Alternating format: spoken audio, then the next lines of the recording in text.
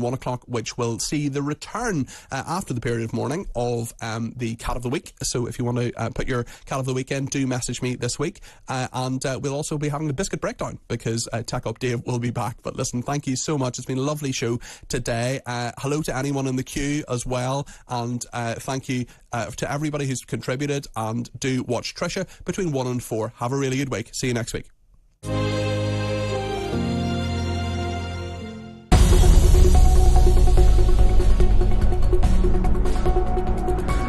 Lively debate, intelligent conversation. Join me, Dr. David Bull, on Talk TV every week.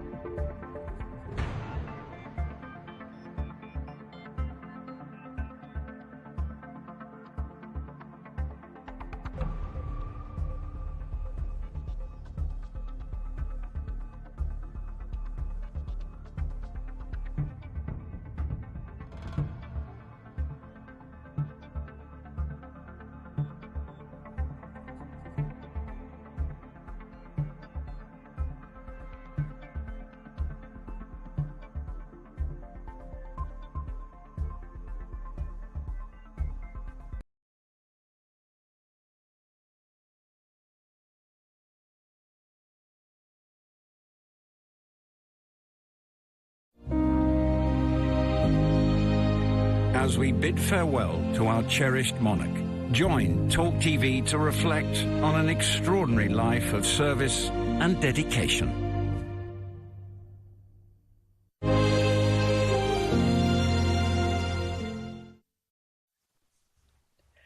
Good afternoon, and thank you so much for joining me wherever you are and whatever you're doing. Lots coming up in the show today, light and shade, some things royal and some things not. So I thought it would be interesting because Monday is a bank holiday, and as you heard on Peter Cardwell's show, somebody said about Therese Coffey, you know, what about all the NHS appointments that have been cancelled on Monday? I do want to have a look at that, and I'm not being blasphemous because I know a lot of people have been saying, you know, and don't get me wrong, we're all touched by grief in different ways, or even if we're not, we're, you know, aware that many other people are grieving. Not everybody has to feel exactly the same about the royals. I mean, free speech is what it's all about. But, you know, a lot of people have almost been frightened to say, you know what, it's been really difficult for me having this bank holiday called at such short notice. For instance, if you've got a funeral planned, we're going to be having a look at that. What happens if the crematorium has closed down, or the church, you know, or things have changed around? What happens if you've got a health appointment that's been cancelled, or a doctor's surgery? Because traditionally Mondays are the busiest in any doctor's appointments. I think there's something like 1.3 million appointments usually made on a Monday. So what's going to happen there? So I'm really aware that many people might be worried, might be scared, might be triggered, if you like, by the grief, and yet might feel a little bit frightened of saying, you know what, this is inconveniencing me, this is worrying me. And if you roll your eyes and say, well, hang on, you know, this is something monumental, losing the Queen, the realm of this country. It's also pretty monumental if you're going through cancer treatment or some vital treatment, and you're very scared and you're very frightened, and your appointment maybe has been changed or delayed. Well, we don't know about that, but what we're going to do is have a look at some of the closures and what that might mean to people. On a totally different note, we're looking at Concorde, the history of Concorde. As an well, we used to call it a trolley dolly. You don't call it that anymore, but cabin crew. I was an ex-cabin crew member. I did go on Concorde just the once. That shows how old I am. But we're going to be talking to Concorde's chief pilot because, of course, the Queen, Princess Diana and Princess Margaret were all passengers. And it's a fascinating history, anyway, of a plane that did the trip from London to New York in only 3 hours. Couldn't we do with that now? Can you imagine what they do with the baggage? They'd probably lose that as well. We're going to talk about, I know this sounds, you know, coming back to royals again, but talking to children about death. One of the things that struck me was in their walk about outside Sandringham, the new Prince and Princess of Wales. Catherine was actually asked about, I think both of them were asked about how the children were doing. And she was saying that the you know, her oldest child sort of understood that, you know, Granny had gone, but the two younger ones didn't quite understand what was going on. Now, with so much about funerals and pictures of the coffin everywhere, and, you know, and mourning and what have you, how do you talk to your child about death? Because it is going to get a lot of youngsters talking about death, especially if you've lost somebody in your family recently, and heaven knows during the pandemic, a lot of people did lose loved ones. And often, well, I could stick my neck out and say usually the first person that a child will lose in their family is a grandparent. So how do you talk to your children about death? We'll be talking to a specialist about that as well. The Emmys, I told you there's light and shade. The Emmys, we'll be having a look at the Emmys and who won and why, and, you know, just a bit of frivolity. We all need a little bit of that now and then. On a totally different side, the shooting of Chris Carber, a young black man in London. It's now shown that he was unarmed. We'll be looking into that in more depth later on. And then coming back to royals, how do you plan a state funeral? You know, it seems to me, I don't know about you, and I've been doing a lot of reporting on this for CNN, but the Queen has been planning her funeral for some 30 years. In fact, most royals already have a coffin made. Years and years and years and years before. It's usually from the oak from Sandringham, lead-lined, etc. But there's a lot of planning. In fact, I think it's the Duke of Norfolk. That's all his job is, and his father before him. That's all they do is plan a funeral.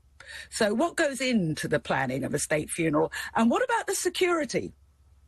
I mean, think of all the heads of state. We've already heard heads of state are coming in from all over the world. It's going to be the biggest peacetime policing situation in the country since forever. Never mind about the audience. Some people are predicting something like 4 billion people will eventually see the funeral on television. So there you go, a whole hodgepodge of things.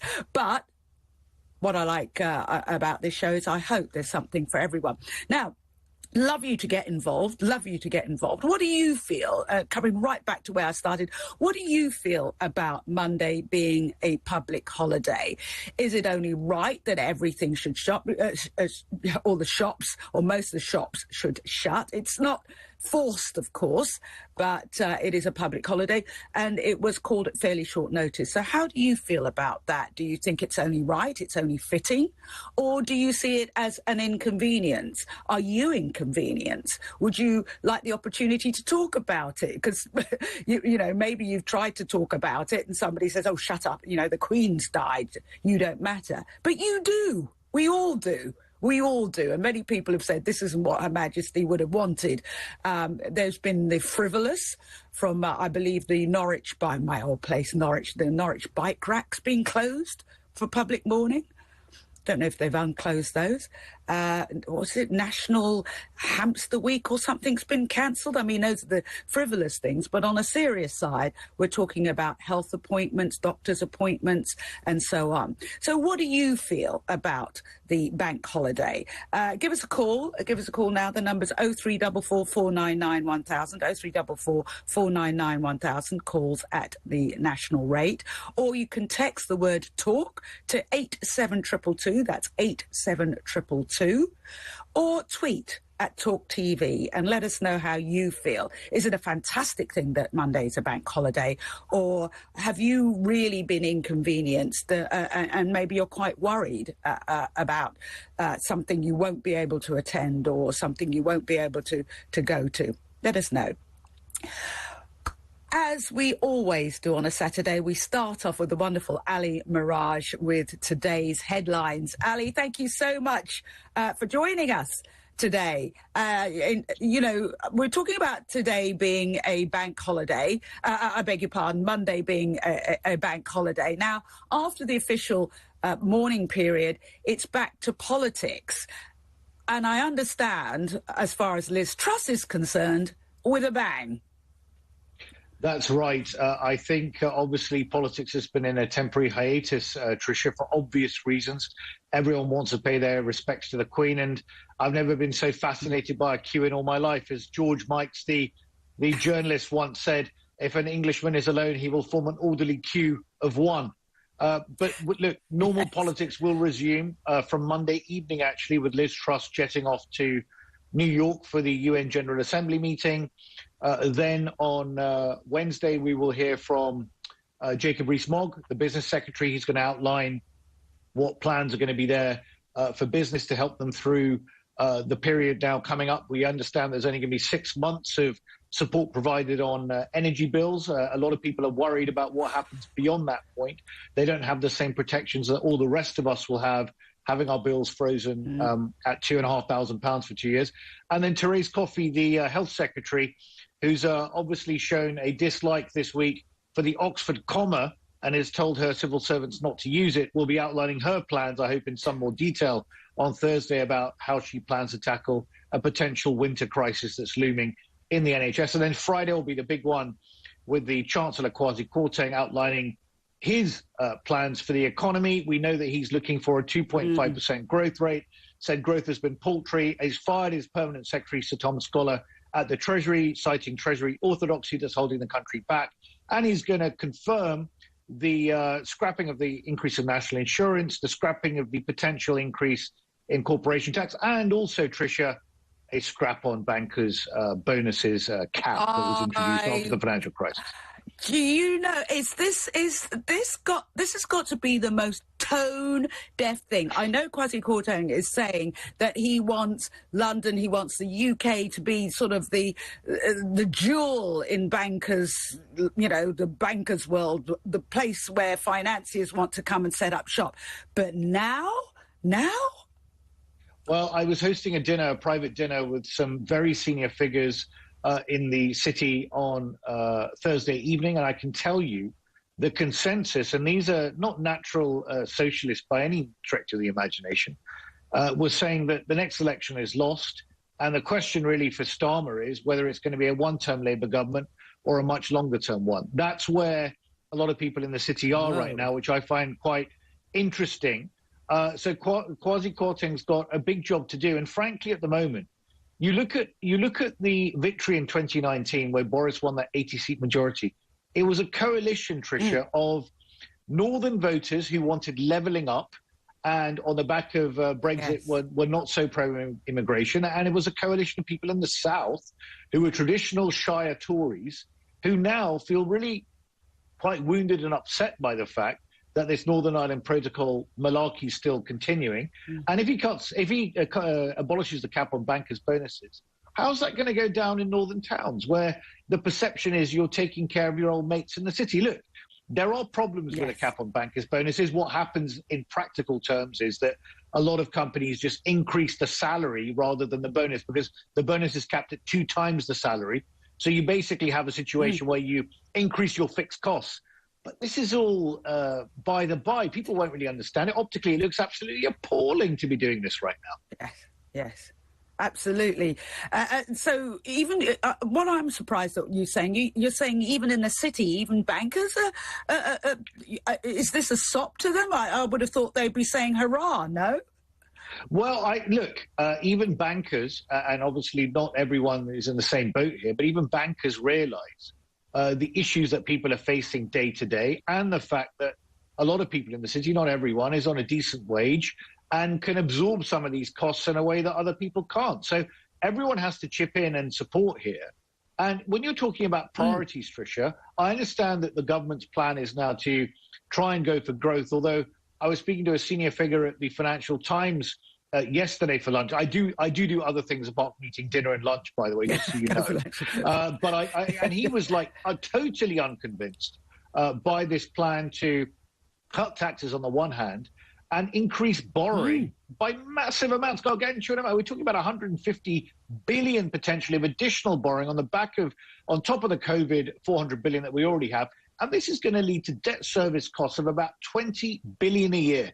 And this is in an increasing interest rate environment, right? So just to service your debt is going to be mammoth. Now, who's going to pay for all this? It's going to be our children and grandchildren who are going to have to do this. And I think that fiscally that's bad. And the government's also going to have to, Kwasi Kwarteng is going to have to be open about the fact that one of the government's fiscal rules is that over the next 3 years, you're meant to be reducing the level of your debt to GDP. That's certainly not going to happen, highly unlikely. Unless you can get growth going. So I think, look, prudence, competence, we'll see. I wish them well, the government, in their plans, but I'm not holding my breath. No, you don't sound too confident. Now, one of the things that the new King Charles III has said, or, that he won't get involved in politics. 2 things are going to be interesting because she seems to have gone a little bit quiet for the moment, but Liz Truss mentioned fracking. And as we said, the word fracking to any conservationist is a swear word. And the other thing that King Charles has said is that he's actually come out and said how difficult it is going to be for people, when it comes to, power charges and fuel charges. He's already said 2 things. They're not necessarily political, but surely that's already sending out a message.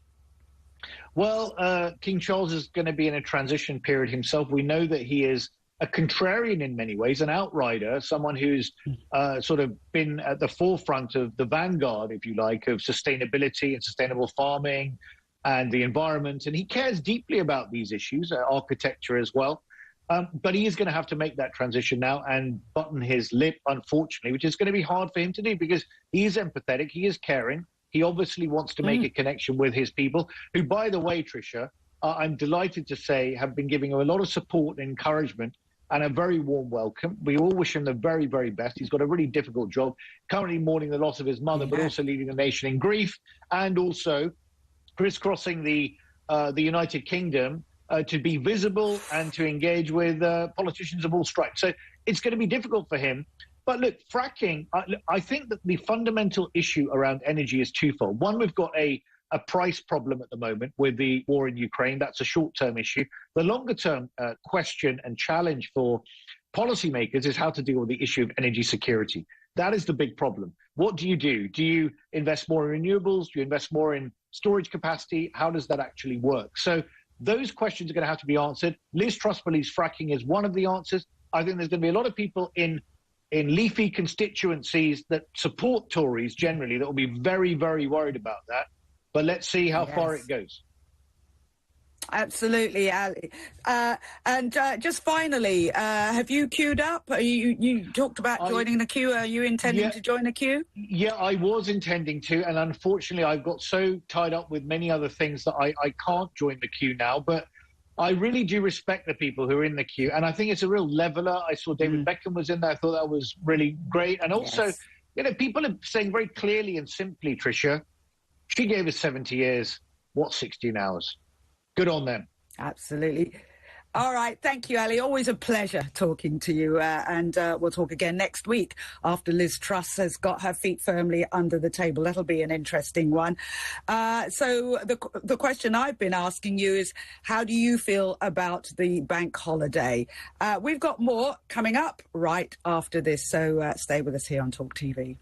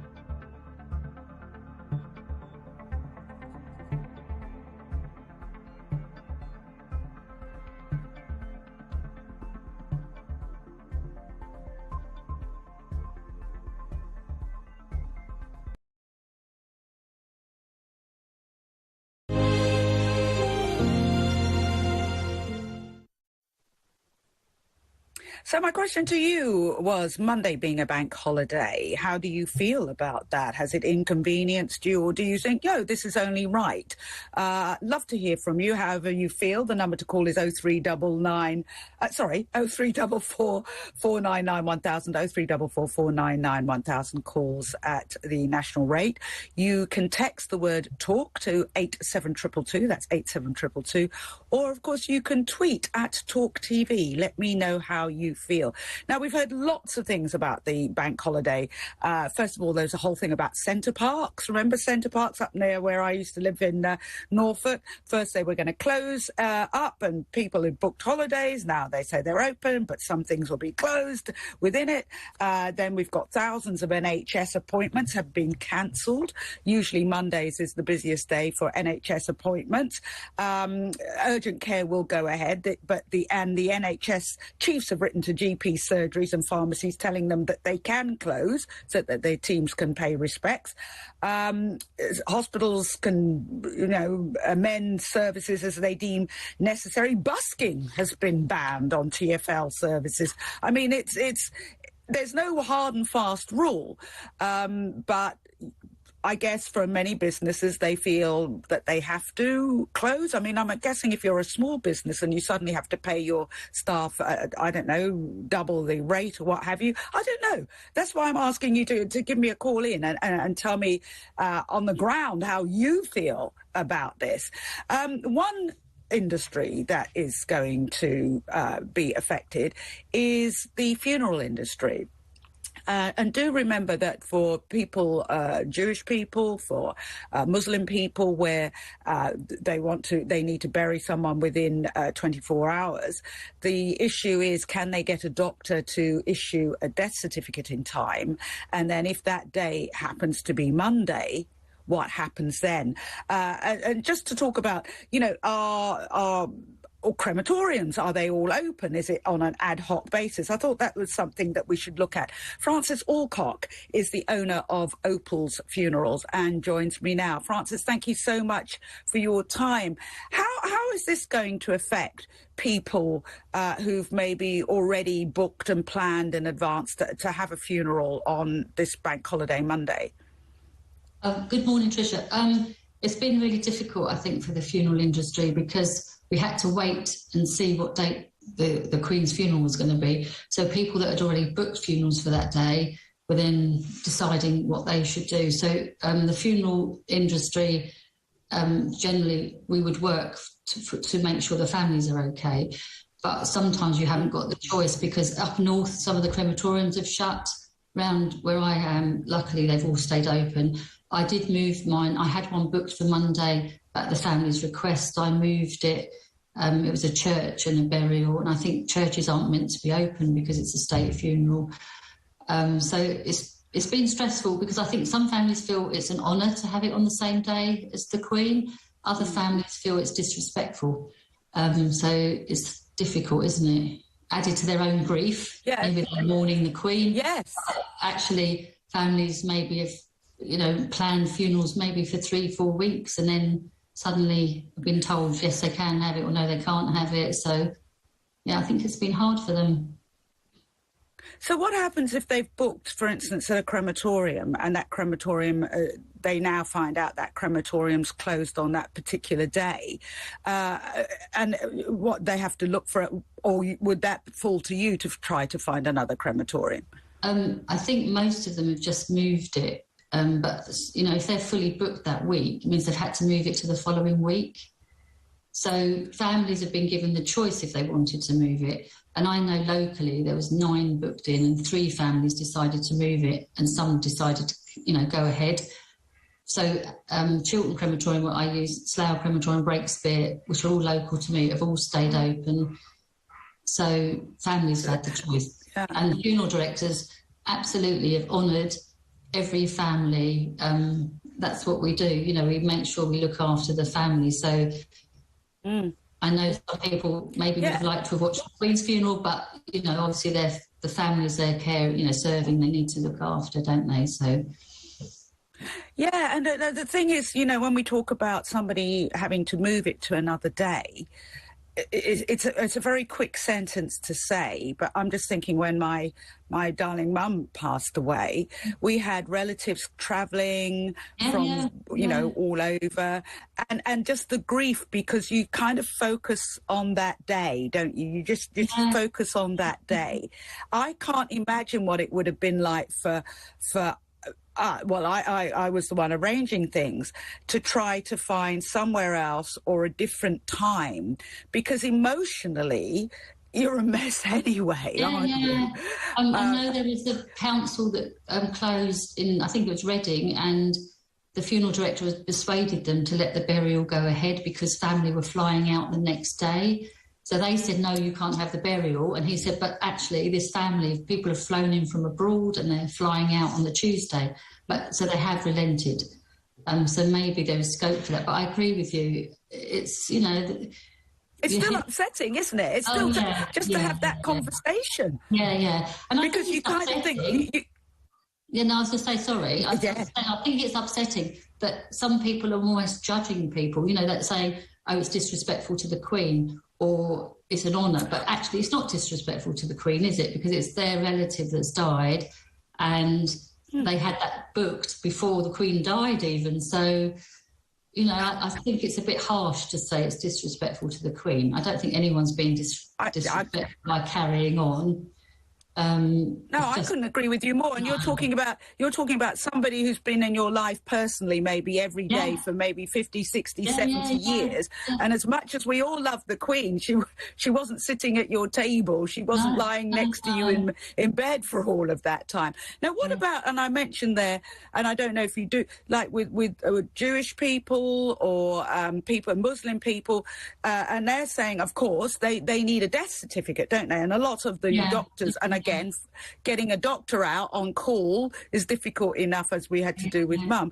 But they have to arrange funerals and burials at very short notice. Now, if it happens, I can't imagine what it must be like if your loved one passes away at the weekend, and Monday is the day you need to bury that person, and you haven't got a crematorium. What do you do?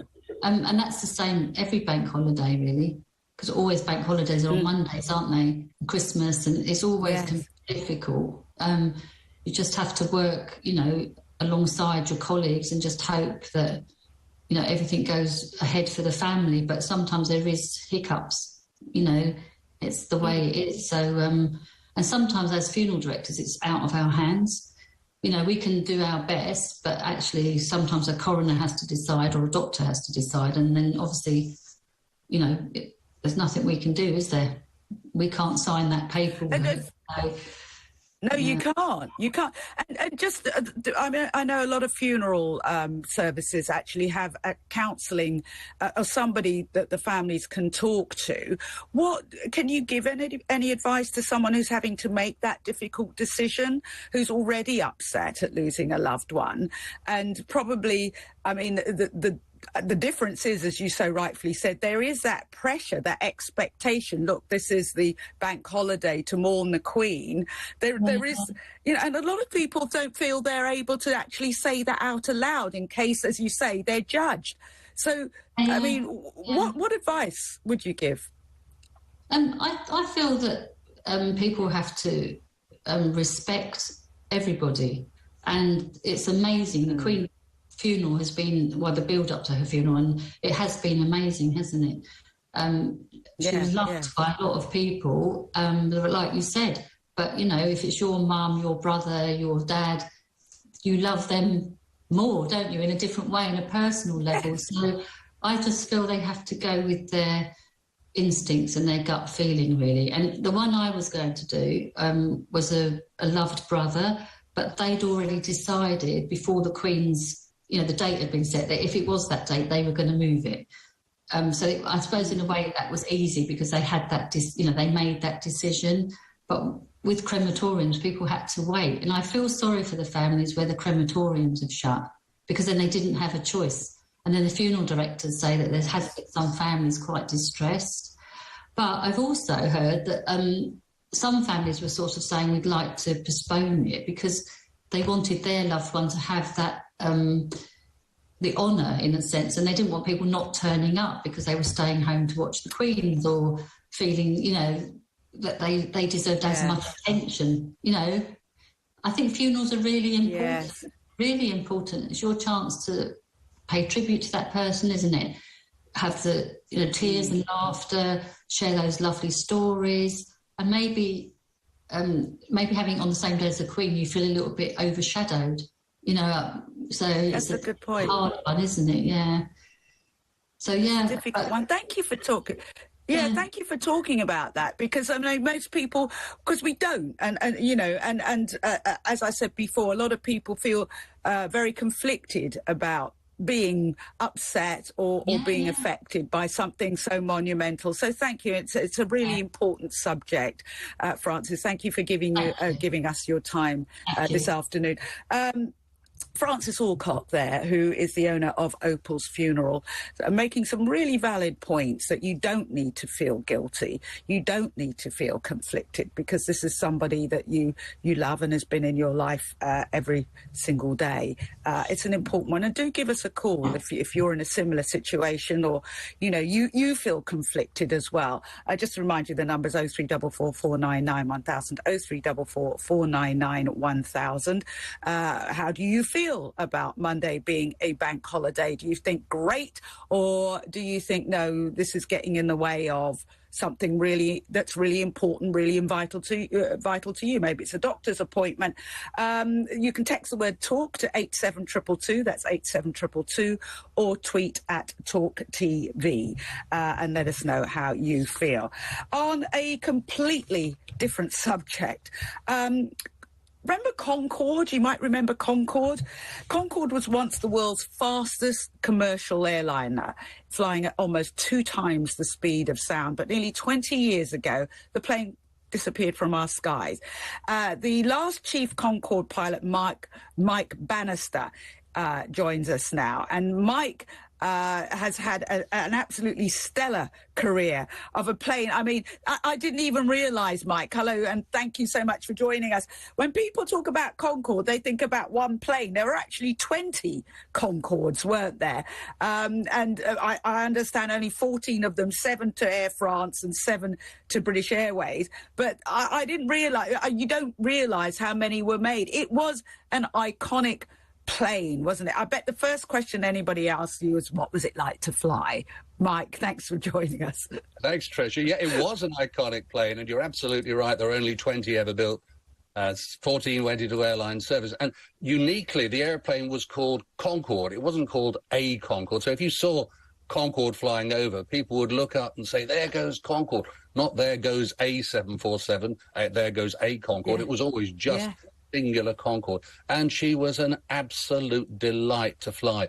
You could fly the airplane with your fingertips, right from takeoff, acceleration, supersonic flight, deceleration and landing. And one of the wonderful things about her, she was so stable and so comfortable. At twice the speed of sound, 1,350 miles an hour, you could stand a pound coin on its edge in front of you and it wouldn't top over. What an achievement. Wow. Well, now, I was a cabin crew member from 80 to 85, and, I wanted to do summer flying with British Airways. I ended up with Gulf Air. But one of the things that the cabin crew, you had to, there was a height cap, wasn't there, for cabin crew? I don't believe you could be over, 5'2" or something like that, or was 5'4". I mean, for every other airline, you had to be over a certain height, but it was different with Concorde, wasn't it? There are a lot of misapprehensions about Concorde, and sadly that's one of them. The height in the centre of the cabin, 6'2". Our tallest pilot was 6'4". Our shortest pilot was 5'4". And so I don't think that's quite right. There wasn't a height restriction for Concorde cabin crew. The main restriction was that they really were the best of their trade, because we offered the best service in the air, the best catering, the best food, the best wines. Of course, we didn't have any in-flight movies because we didn't need them. It's only 3 hours and 20 minutes from takeoff to landing. So by the time you'd had this sumptuous meal and organised yourself, you're already descending into New York. So, no, it was a wonderful airplane to fly on, and we had the best cabin crew in the world offering the best service in the world. Now, Mike, when you say you could fly it with your fingertips, just explain to people, I mean, because we get visions of the Matrix or something like that. Was it touch screen or, you do like, was it touch screen? How exactly was it when you say fingertips? I mean, how did it vary from sort of the clunky airlines we've got, aircraft, cockpits we have today? It was a very analog airplane. All the instruments were, we refer to them as clockwork. They weren't clockwork, but very 1950s, 1960s instruments, because the airplane was designed in the 1960s. In the mid-90s, we did look at replacing all of that analog equipment with digital screens and touch screens. But the adage, if it ain't broke, don't fix it, comes into play, so we didn't.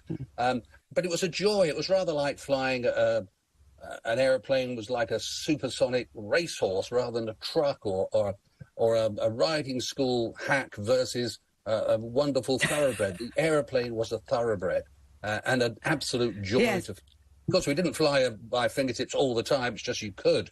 A lot of the time we had the automatic pilots in. It could land on its own. We could tell it to do that. So it was a very sophisticated airplane and a trailblazer. The first fly-by-wire airplane, the first airplane to have carbon fiber brakes, a whole raft of firsts of facilities that are now used on aircraft all over the world.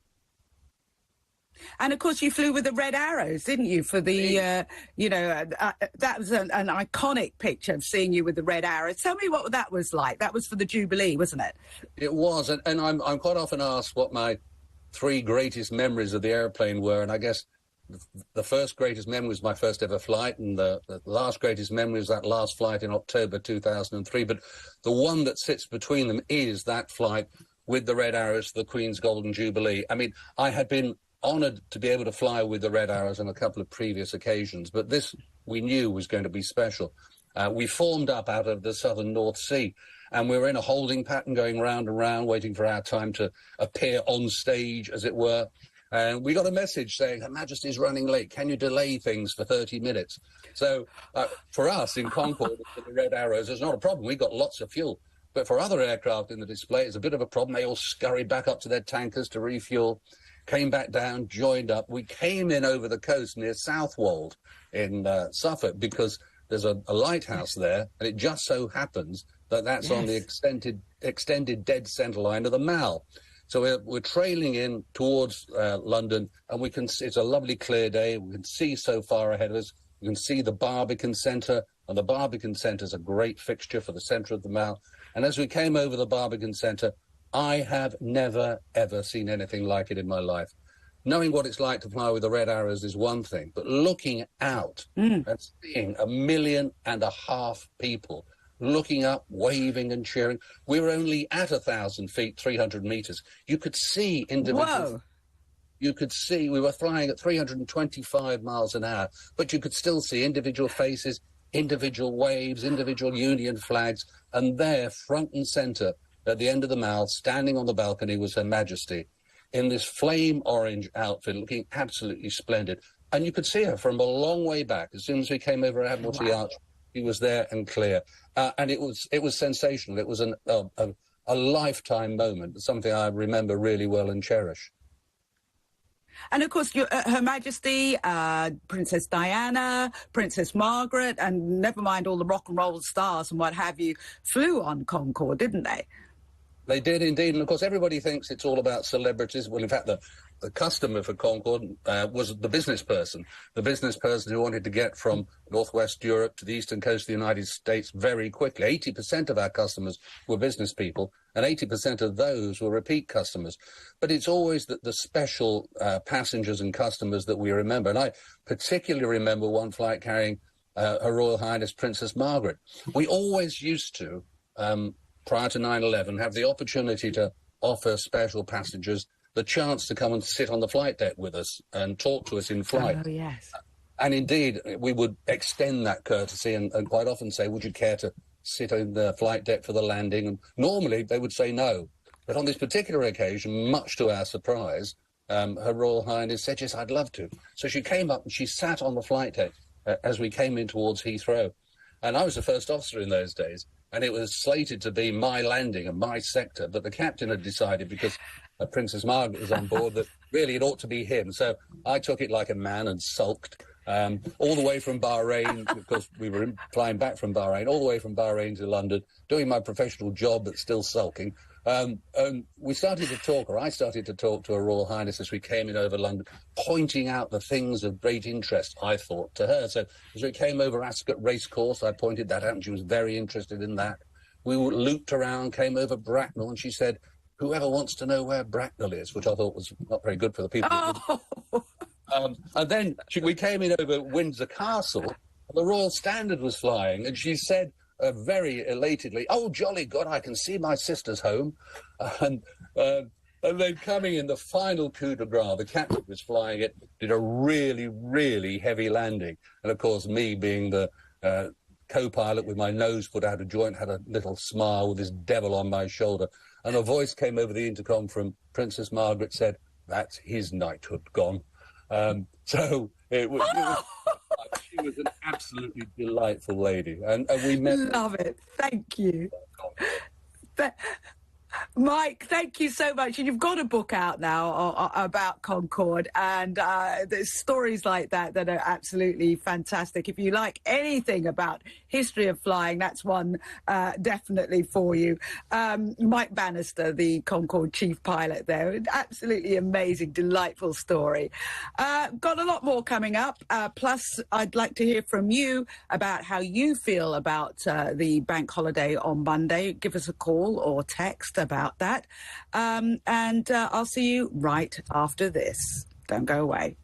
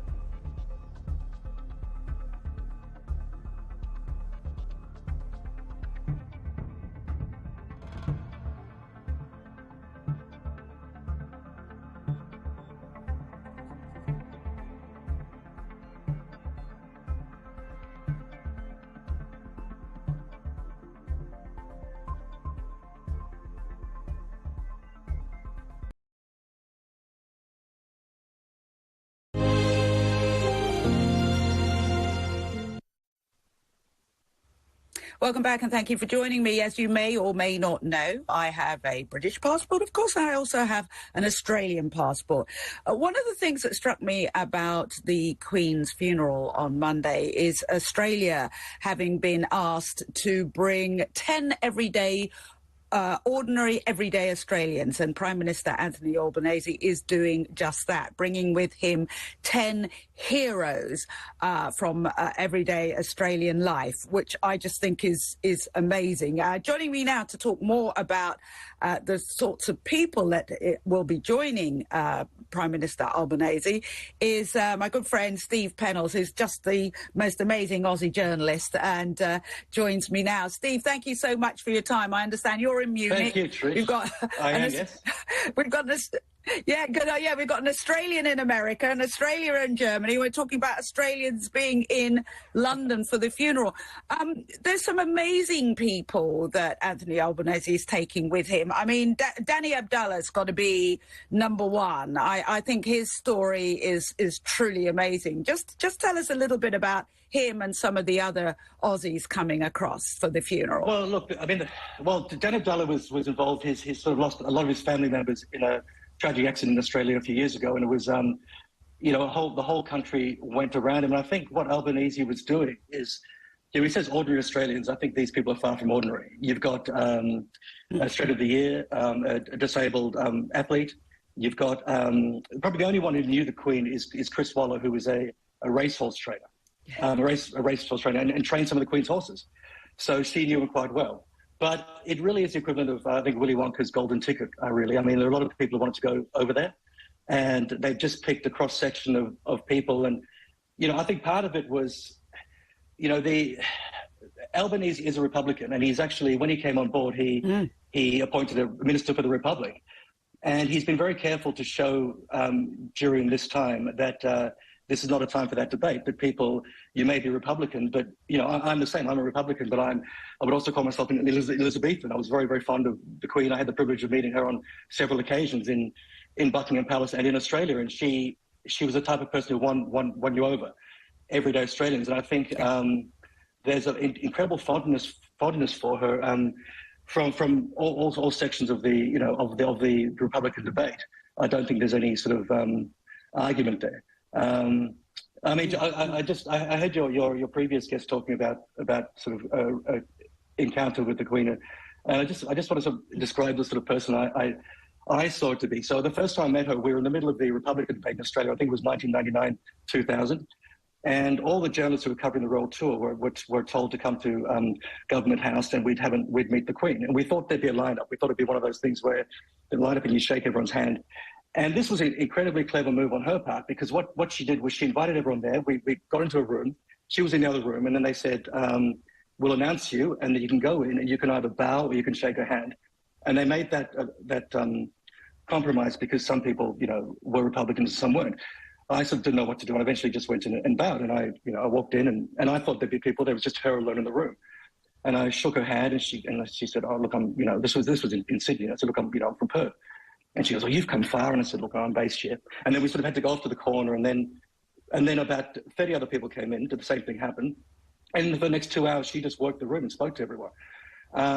And I tell you what, the coverage of the Republican debate from that point changed completely, because it was the best PR move. But it wasn't cynical. It was just, she was conscious of what people were thinking, what they were doing, and oh, sorry, we've just lost Steve there. We'll try and get him back. As I said, he's over there in Munich. We'll try and get him back.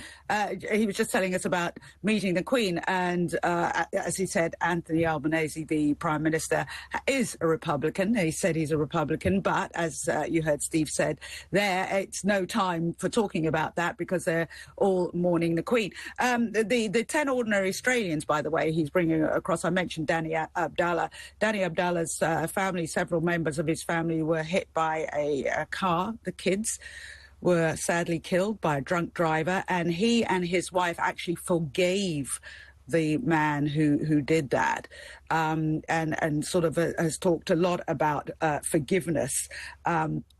which is an absolutely amazing thing that he's done. He lost, 3 children and his niece all killed while walking to get ice cream, and still could actually forgive them. So what I want to do now, just to see if we can get Steve back, is to have a look at Vanessa Feltz, who's here on Talk TV, a great addition to Talk TV. This is something that we got her permission to play. She was out there actually meeting people in the line queuing to see the Queen. Joining hundreds and hundreds and thousands of people walking towards Buckingham Palace, and they've barricaded off the Green Park entrance because there are just so many people. My grandchildren are walking ahead, my whole family, just with everybody else's family walking to try to pay our respects. Overwhelming here. We tried Green Park, it was closed off. The Mile is closed. We're just trying to inch closer and closer, but there are thousands and thousands and thousands of people just trying to get closer to Buckingham Palace. Wait for that man to go right. Hold on, wait for that.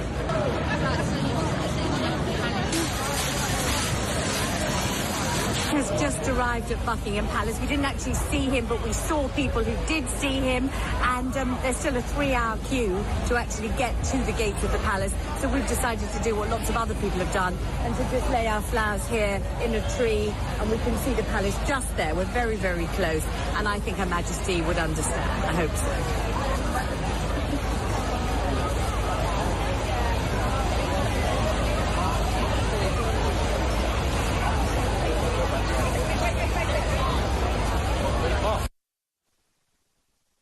Vanessa Feltz, she'll be back at 4 o'clock on Monday. There with her grandchildren. Steve Pennells, we got you back. Thank you so much. You were talking I'm about. not sure what happened there. Yeah.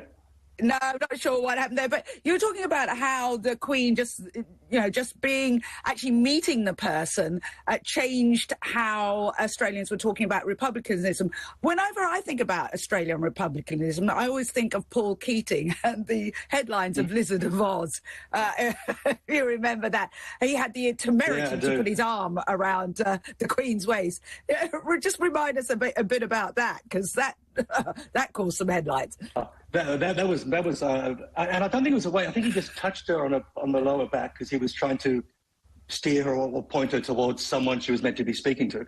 But I know in the UK it was a sensation. It was the front page, I think, of the Sun or the Mirror, one of those papers, and said the Lizard of Oz, and he dared put his hands on the royal personage, which was. But that's Prime Minister. Yeah, but that's the thing. I mean, I think again she was so personable if you met her that she wouldn't have cared about that. It was people who took umbrage on her behalf. I think. I don't know how much you got of my story when I met her the first time, and she was on a tour of Canberra, and on Australia, and she was based in Canberra. She was flying to every city every day to see people. And in the short time I had with her, I sort of said, why aren't you basing yourself? You're 3 days in Sydney. Why are you flying back and forth in Canberra? And she says, because I hate to pack. And I said, well, surely there are people who pack things for you. And she says, well, there are things one likes to pack oneself. And she starts laughing. And it was just one of these sort of, it was human interaction, human things. And you just, I don't know, she was so disarming and so humble and so nice that I went in there as a staunch Republican, wanting to have my sort of hardline view on it. And she just had me melted me. Like it was just, and that's what I think. I think no matter what you think of the monarchy, I think there was universal love for Queen Elizabeth. And just finishing up, we've just got about a minute left. Prince Charles, do you think it'll be the same with him, or do you think Anthony Albanese will have an easier job of pushing the Republican line now that King Charles is there? Look, I think it's interesting because I think everyone was waiting for the Queen to either abdicate or something to advance Republican movement. There's been a bit of talk in Australia about republicanism now and then, an outcry saying this is not the right time. I think Charles is not as beloved in Australia. I think he is seen a different way. I do think it will advance the Republican cause, but interestingly, they've done polls in the wake of her passing, and it's showing a boost in support in Australia short term for the monarchy.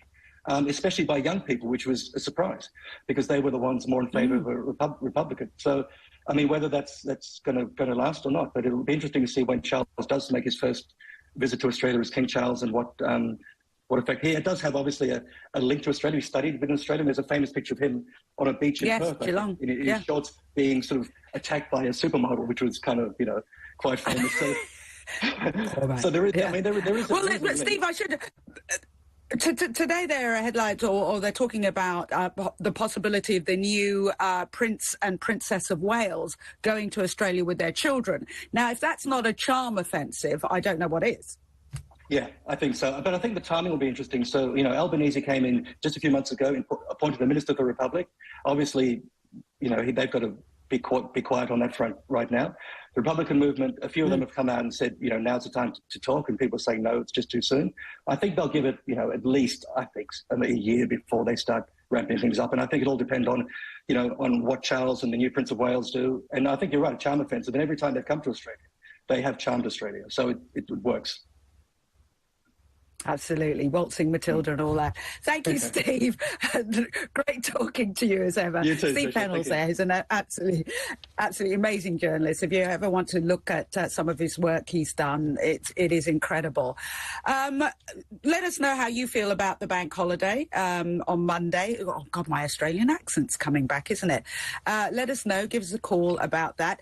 Coming up, we'll be looking at the shooting of Chris Carber, something that happened recently and that's caused, as you can expect, a lot of controversy. All that plus your calls and texts right after the news. So stay with us here.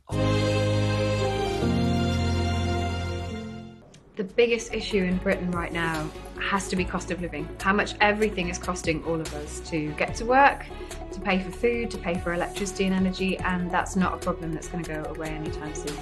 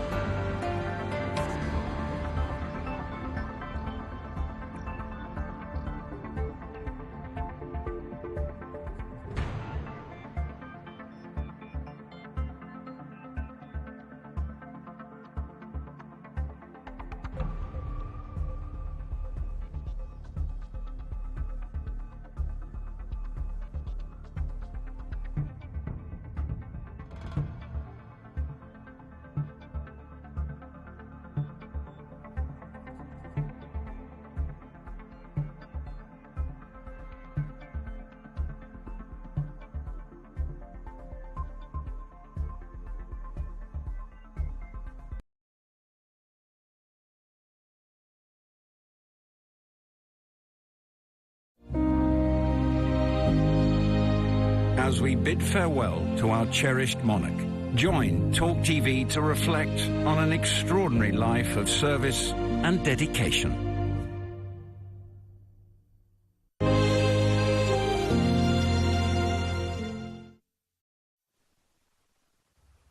Welcome back. Welcome back. The question I'm asking you is how you feel about the Queen's funeral on Monday being made a bank holiday. It doesn't take away from the gravity of the day, of the how people feel, even if you don't feel that way, if you don't, if you're not grieving, many people are. It triggers a lot of things for a lot of people. I'm sure you'd agree, especially if you've lost a loved one.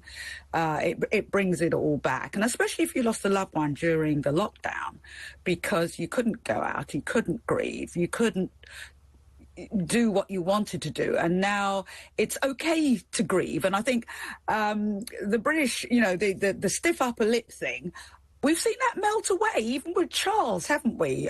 Meeting people. I mean, we've seen a very, very different King Charles now, haven't we?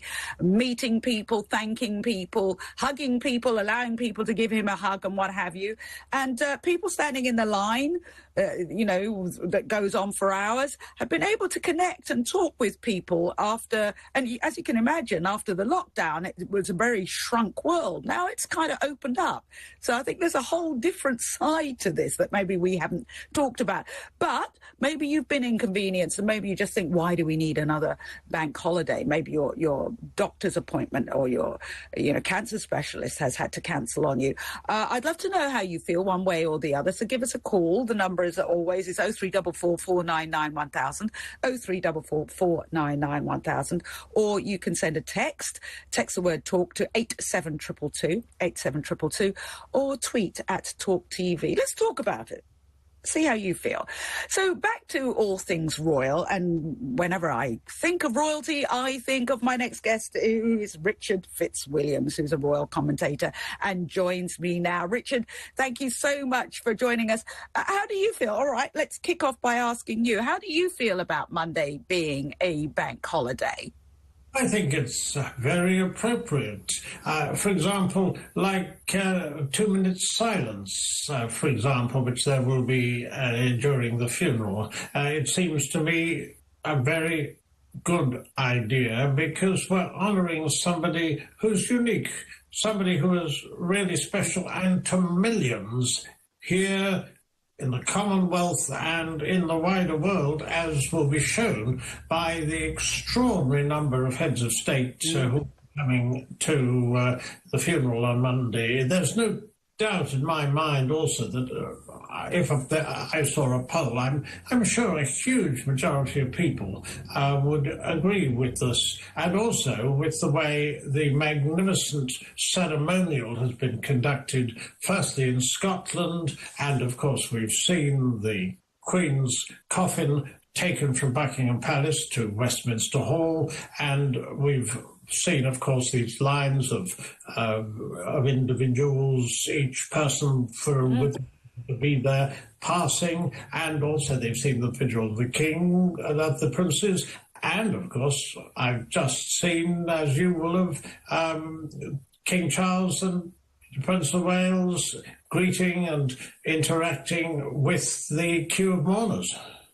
Yeah, let's talk about that. Let's talk about that, Richard, because I would say, I don't know, maybe you disagree with me, we're already seeing a very, to me, King Charles has already put his stamp on the monarchy. We won't talk about the 2 pen incidents, but in as much as what we've seen is a much more huggy, kissy Prince Charles than we would normally. The other thing is the U-turn, and as I keep explaining over here to American audiences, what people outside the UK don't realise is in America, if you're no longer in the armed forces, you've left, you can still wear your uniform for special occasions. Whereas in the UK, once you have left the military, that's it. You can wear your medals or what have you, but it has to be on a suit.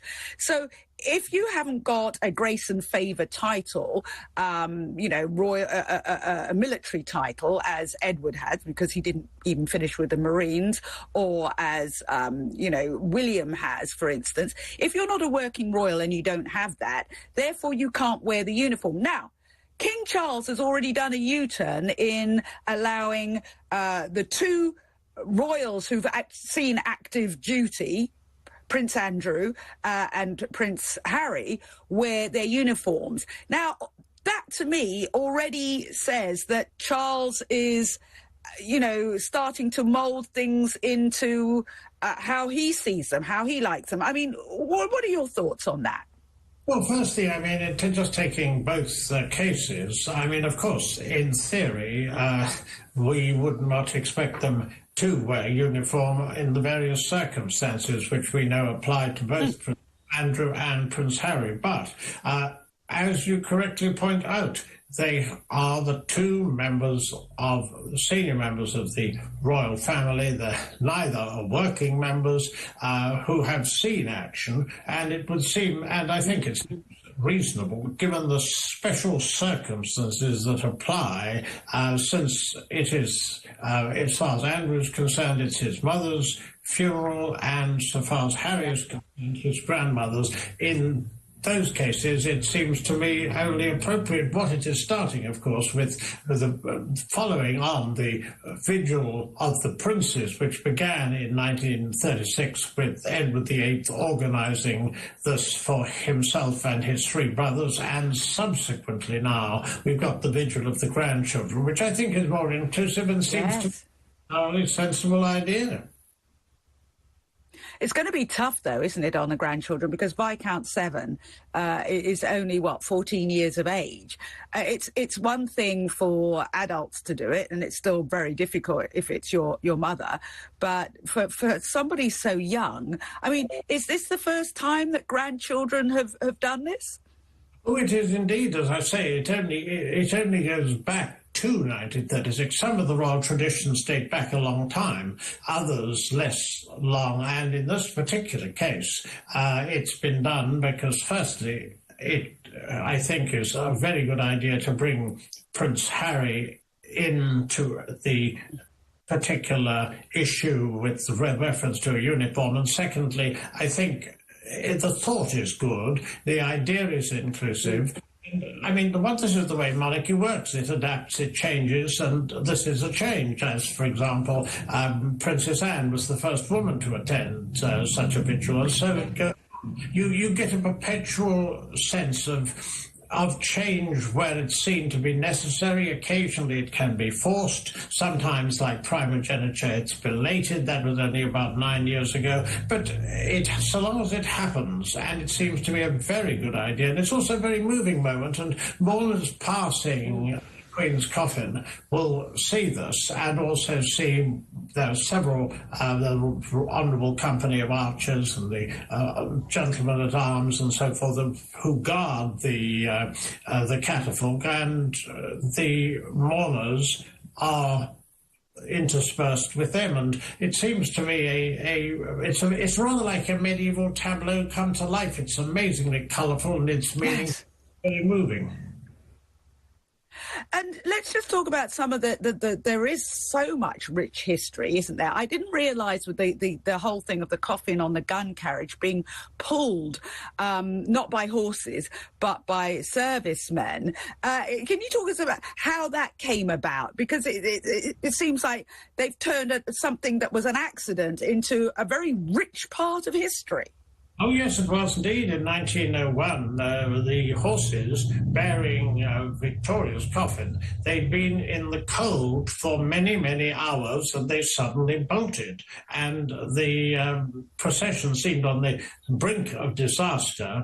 In fact, it was the first Sea Lord who suggested to the then King, Edward VII, that the naval ratings would step in. Within 5 minutes, they'd restored order, and they hauled the coffin to St George's Chapel. And ever since then, the difference, in fact, the main difference between a ceremonial funeral, of the like, for example, Diana, Princess of Wales, or indeed Margaret Thatcher had, and a state funeral, is the naval ratings using ropes to pull the gun carriage and not horses. Yeah, it's amazing, isn't it? And I understand there's 98 pulling, but they have to have some behind as brakes, which rather alarmed me. I mean, you know, does that mean that they're ready in case it starts rolling backwards? Their job is to, stop it from doing so? That's a bit scary. It's very important that this sort of precaution be taken. For example, in Churchill's funeral, one of the pallbearers was the very elderly, and he was frail by then, former Prime Minister Earl Attlee. And he stumbled, and luckily there were backups. Otherwise, you might have had something that you would rather not, and certainly not in front of an audience of which will be billions on Monday, which was several hundred million then. And, you know, we're talking about the way that things have moved forward. Several things have been televised that have never been televised before, you know, and I'm as the Queen planned, so much of this, would that have been her, do you think, or do you think that would have been Prince Charles or King Charles as he is now? Well, of course, this is the Operation London Bridge and Unicorn previously in Scotland, but if she passed at Balmoral. This has been, of course, waiting for decades now, and undoubtedly it would have been signed off by the Queen. But obviously, I mean, again, the business, for example, of bringing the coffin back by train, which was a very good idea in theory, because obviously more people would see it en route, but nonetheless altering it and taking it from Edinburgh Airport to RAF Lakeheath. I mean, this is one of the changes that they felt they ought to make, because obviously you can make or alter things as and when it seems appropriate. It's rather like the route to Windsor, once it's in the royal hearse, has been enlarged so that more people can be involved. This is tremendously important because, especially as you know, King Charles has been visiting all the 4 nations that make up the United Kingdom, and it's so significant because, of course, you want this feeling of unity and the feeling that the monarchy is symbolic of national unity above party politics, which is, of course, said in his accession speech. He talked about being inspired by the Queen's example, and also, of course, because the role needed foregoing activism. But, of course, he created his own Prince of Wales role because it's not in our written constitution. So the way he's handled it is excellent. And what I love about King Charles, I have to say, Richard, one of my favourite things was gathering all the different heads of different faiths together, because he sees himself not as just defender of the faith, the Anglican faith, but of creating space and what do you call Britain, a country of communities, and bringing all those faiths together. I just think that's, to me, I don't know about you, I just love that.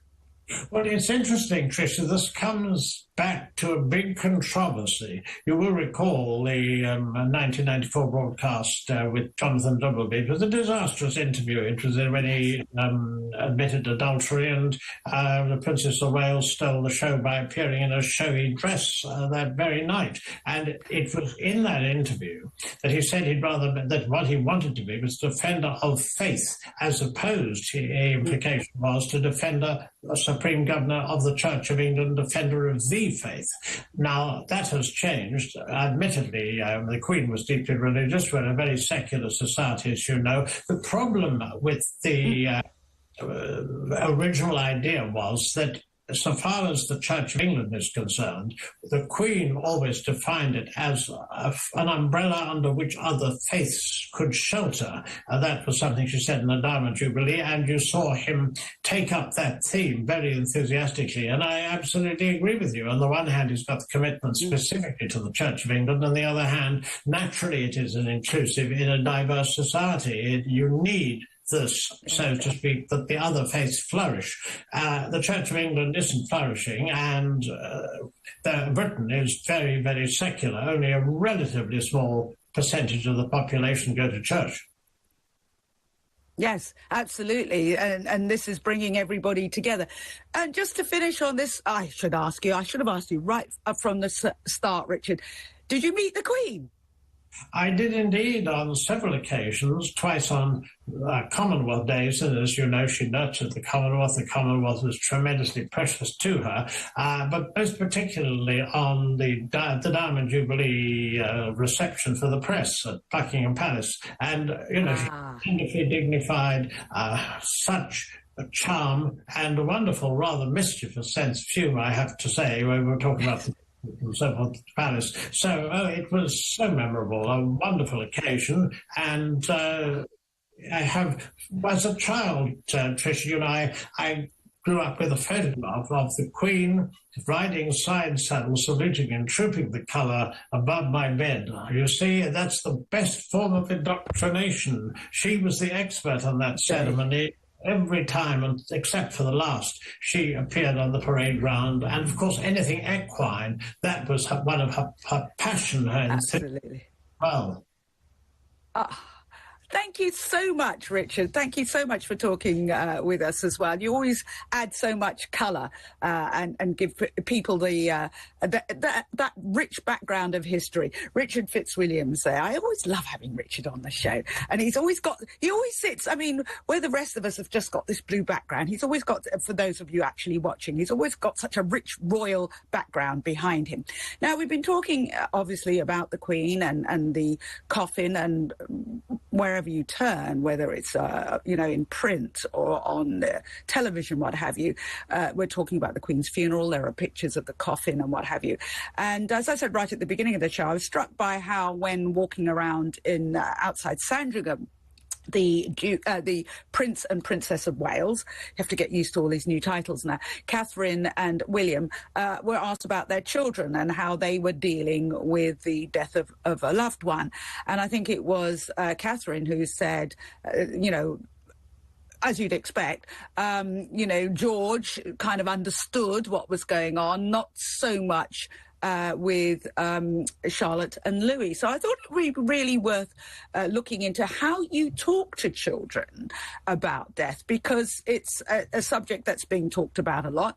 And of course, most children, the first death they experience in their family is of a beloved grandparent, so this might bring things back. So just to look into, to give you some assistance if you're struggling with that, I thought we'd have Amanda Gummer join us. And Amanda is CEO of the Good Play Guide and joins me now. Amanda, thank you so much for your time.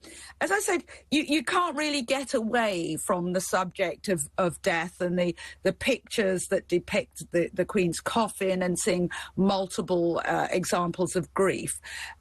How does that affect children, or how might it affect little children?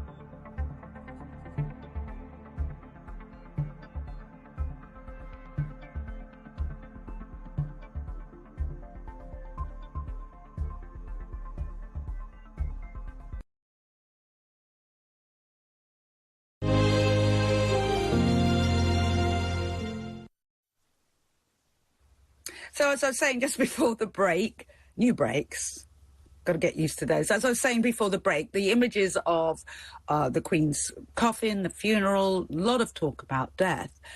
For a lot of children, their first experience of death will be the death of a grandparent. So, I mean, how do you talk to young children about death? What sort of questions do they ask? And how do you answer? Dr. Amanda Gummer is CEO of the Good Play Guide and joins me now. Amanda, thank you so much for joining us. What sort of questions might you expect to come from a child, given that the images of, coffins, of death, the whole talk is very much around that, about grief? What sort of questions might a child ask? Hi, Trisha. Yeah, a lot depends on their own experience. There will be a lot of questions. Obviously, if a child has recently lost a grandparent or a loved one, then the questions are likely to be a lot more personal and a lot more emotive.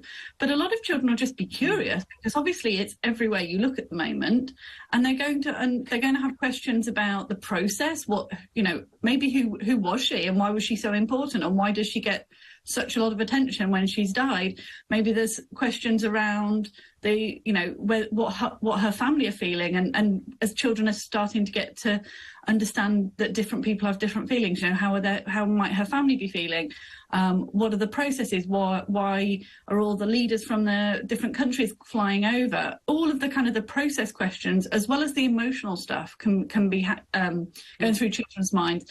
And as a parent, it's really important to understand the difference, because you can answer one really quite matter-of-factly, and the other one, if it's an emotional question, you really want to understand how the children are feeling and where that's coming from. So when you say you want to understand how they're feeling, so does that mean instead of just give an answer back, you ask more questions before you do that? Absolutely, yeah. So things like, what do you think, or where, how do you think you would feel, or what do you think is happening, and where did you hear this from, or what have you seen? And making sure that, for a start, you're not overburdening them with too much information that's going to go over their head if they're too young, but also giving them an opportunity to ask another question. So give them a short, simple, age-appropriate answer to the first question that they ask, and then check whether they want to ask more, because I think children sometimes struggle with the vocabulary around tricky topics. So they may have said something, I don't know, let's take where do people go when they die? Well, okay, well, what do you mean go? Do you mean, to a cemetery, or do you mean spiritually? Understanding the question that children are asking and where it's coming from can help you make sure that you give an appropriate answer.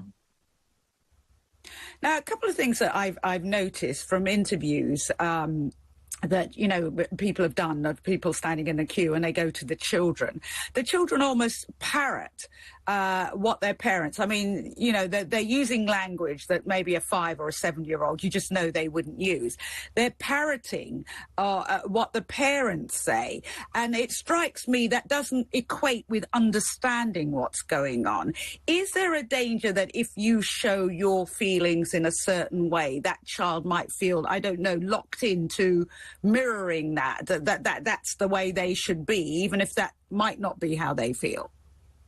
Yeah, well, children learn from copying, and they learn most from the people they're most closely attached to. So if their parents are there taking a very strong a vocal opinion about something, the chances are that when asked by somebody with a microphone or somebody in authority, they will try and seem older by repeating what their parents have said. So that's a very common thing to happen. But that doesn't mean that that's what they're feeling, and it doesn't necessarily reflect the conversations that are happening at home or whatever. I think it's more a feature of being in front of a camera.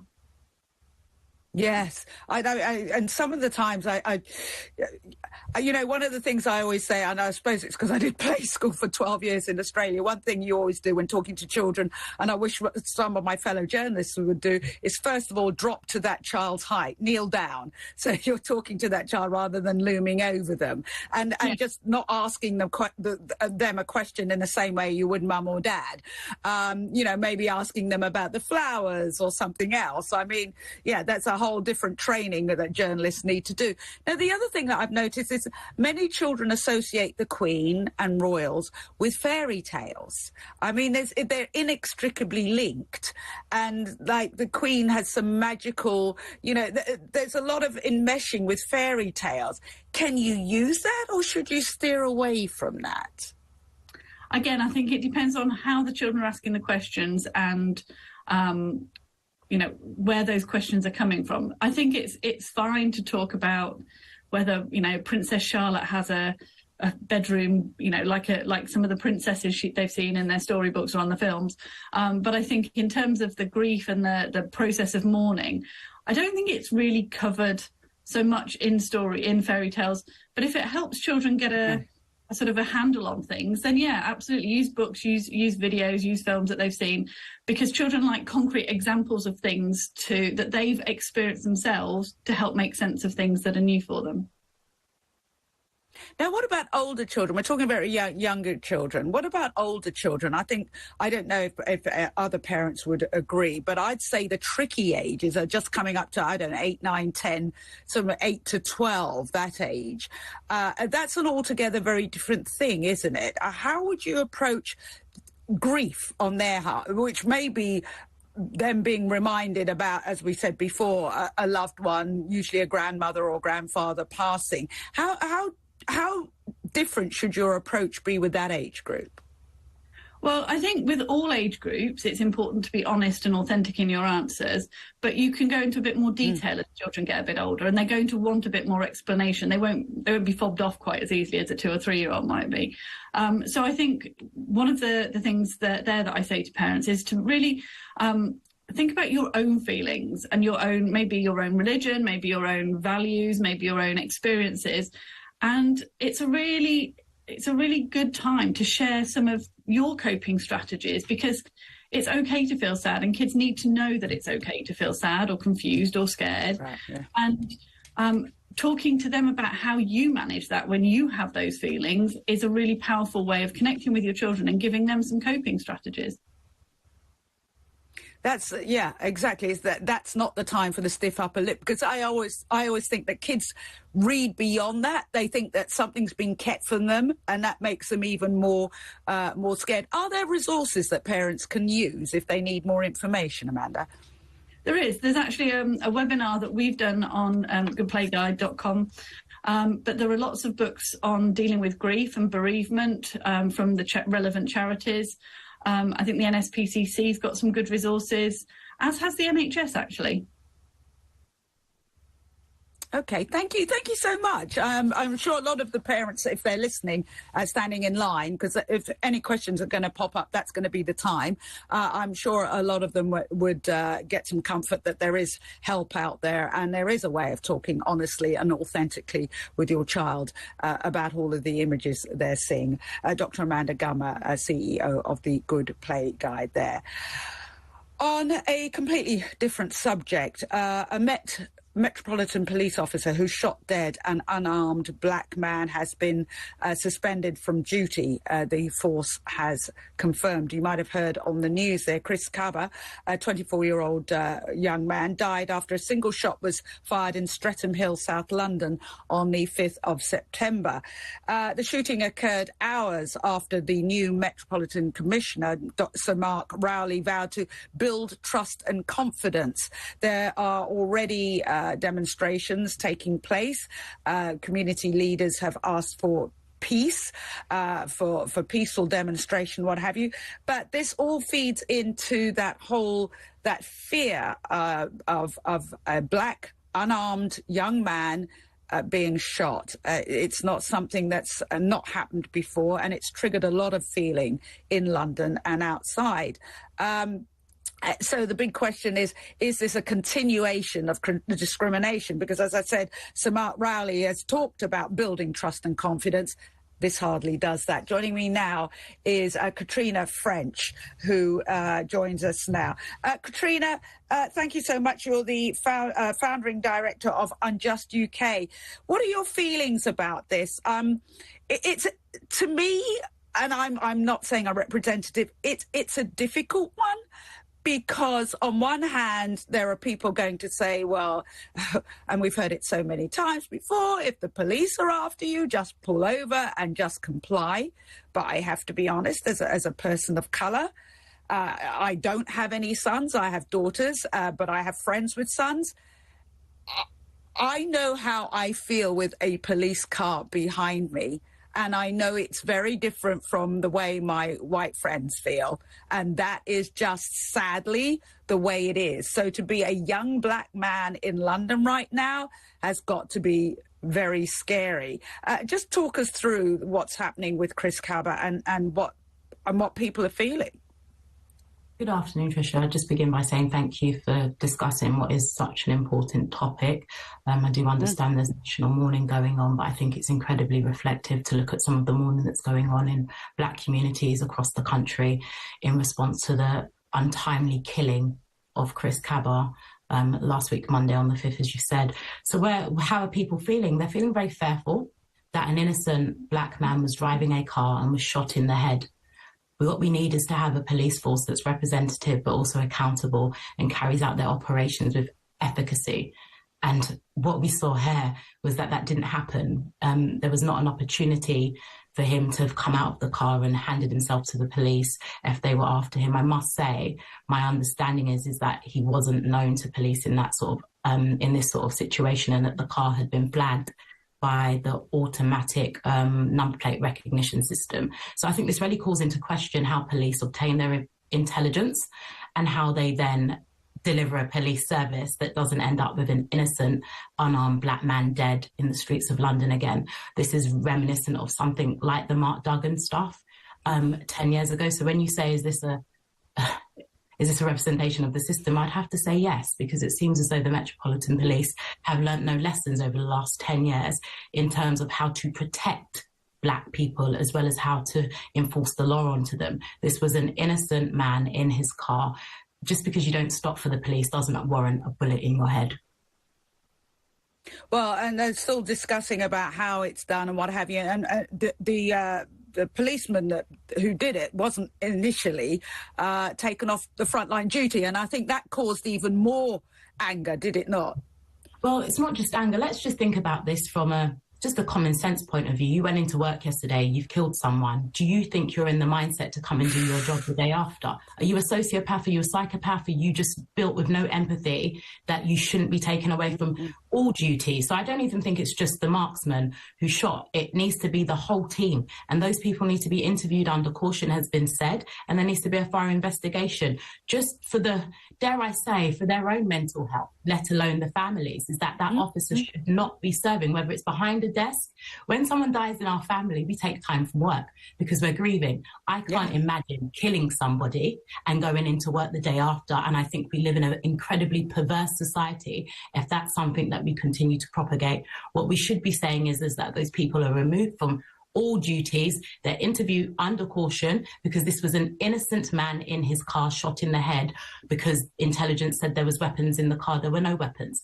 So there needs to be root and branch understanding of what went wrong. And I think having people back to work as though it's back to work as normal actually is incredibly detrimental, not for just trust and confidence, but for accountability and transparency. Now, Katrina, what about the people who say, and if I've read it once, I've read it a million lines, and I wish I wouldn't read comment sections on stories like this. It does not do anybody's mental health any good. But what about the people who say, well, if the police come after you, if you just comply, if you just pull over, if you just do what they say, then you're all right. If you try to run away, then basically they're saying whatever happens to you, you've brought upon yourself. How do you respond to that? As I started off by saying, it is very different. I mean, I don't have a son. My best girlfriend has a son. When he was 14 years of age, he was 6 foot tall. I'm telling you, we lit candles if he went. I'm not even joking. I've heard that the fear of what might happen. The fear. from just being on the street, but also from the police. So you're in a rock and a hard place if you're growing up young and black in London, because there's this perception that black on black crime, street crime impacts every young person. Some people are fearful of people looking just like them, and then they're incredibly fearful of the service, or shall I say the force, which is meant to protect them. So those people in the comments section, I ask them, we have the rule of law in this country, we've had the Magna Carta. There are processes and procedures in place to ensure that we apprehend some of the most violent people. Why is it that we only kill black males? Why is it that we cannot apprehend them safely the way we do other people from other races? Why is there that disproportionality? So for me, it isn't what Chris did. Chris was within his rights, as far as I'm concerned, as an innocent man who hadn't done anything illegal at that point, to feel, why are the police bothering me? Probably incredibly fearful when he saw the response. But it's the officers that have taken an oath. It's the officers that are bound by the law to conduct their duties in a certain way. And I would say that they've not done that. And I'm not about to blame dead people for the actions of people who are professionals. So I tell those people, please have some empathy. And if you have nothing good to say, don't say anything at all, because that's incredibly rude, undermining. And also, we want a police force that is accountable and effective. And I don't think it's effective to shoot a man in the head because a car registration has flagged up on. So we have to unpick that. And it's very unfortunate that we usually don't have the space to do so, but we need to ask questions about the intelligence, whether that was verified by a human, how that intelligence was incorporated, so that we don't have these things again. I'm not an armchair warrior. I have no time, unfortunately, to read the comments, because usually I'm consoling, if not families of the dead, young people who are impacted by the death of someone. So I feel those people who are writing in the comments, as we say in Jamaica, who feels it knows it. And those people haven't felt it. That's why they have the privilege to write such indecent things and to allow the police to get off with what could be, in all offensive, murder. We don't know yet, but we'll wait for the IAPC. We don't know, but we do await that. But the bottom line is, no policeman or anyone can act as judge, jury and executioner, not in this country. Thank you so much, and thank you so much for your work that you do, Katrina. Katrina French there, Director of Unjust UK. More to come right after this. Stay with us.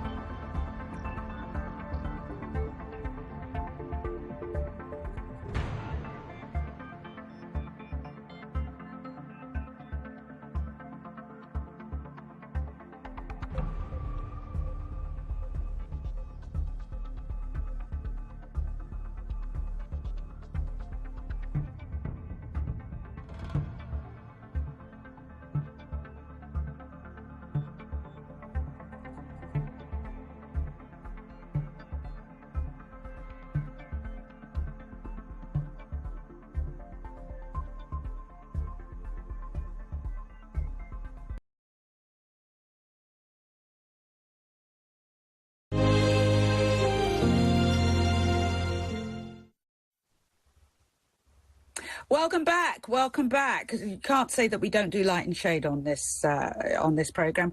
One of the big stories over here, apart from the royal story, of course, I was just explaining to my producer. I mean, when I'm not doing this, I'm a CNN special correspondent. We've been on air non-stop surrounding the death of Her Majesty and the funeral. But there are other stories. There's a lot happening politically in the United States. They've got a massive train strike, which has just been, I think, diverted by President Biden, who will be coming over for the funeral, of course. And also, because this is the home of Tinseltown, we've had the Emmys, and even the funeral and the Queen's passing cropped up even then. Joining me now is Caroline Faraday, who's an entertainment reporter. Caroline, thank you so much for joining me. It is amazing. Let me just talk about it. It is amazing how much the passing of Queen Elizabeth has affected Americans, how it's such a huge topic over here. I'm absolutely surprised. I mean, are you? Well, I am seeing you on my TV non-stop when I put CNN on, Trisha. There you are, because they're talking about that all the time and all of the breakfast shows.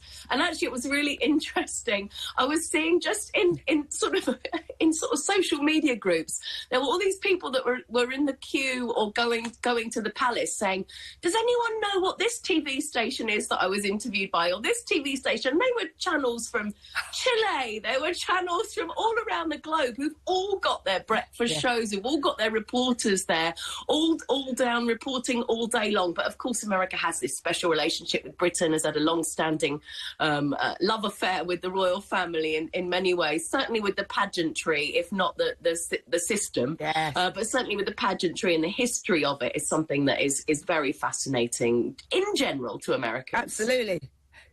Yeah, and it's all thanks to the Crown. If I get another American saying about the Crown, that's their history lesson. I mean, I think I had to sit, what was it called, O-levels in those days? They just watched the Crown now. But it did crop up, didn't it, in the Emmys? There was that little clip, it's probably the only clip that was shown a lot, when, when a remark was Jesse Armstrong, made. Just tell us about that.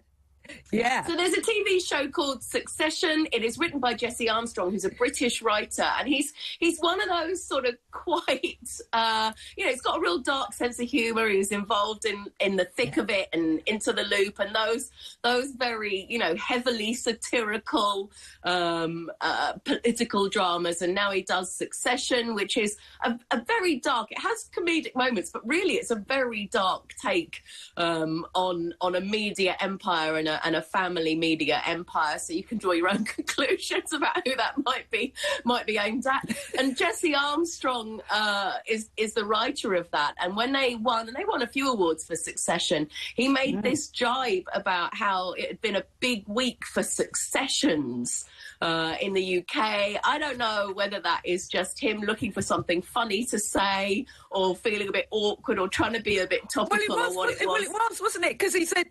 It was because he said that more people had voted, because they'd been voted for the award, that more people had voted for him than the royals coming in, or something like that. Yeah, it got a few raised eyebrows at the time. Brian Cox, who of course plays the sort of patriarch, and he's a keep it royalist. He was right back in there steering him back on track and sort of saying, this is probably not the time for that joke. Yeah, but I think people who are fans of Succession would have kind of got it. Just talk us through. There were some amazing awards, some amazing wins. Just talk us through some of the wins and who really made it big when it came to awards. Yeah, some of the sort of hot picks, really. I always keep a bit of a focus, I guess, on the Brits who did well. John Oliver always does well at the Emmys and picks up awards, and he continued to do that. Ted Lasso, of course, which is set in Richmond in the UK, that had a very good night. A lot of British talent on that. Got a British director. She won an award, and so that was really wonderful to see.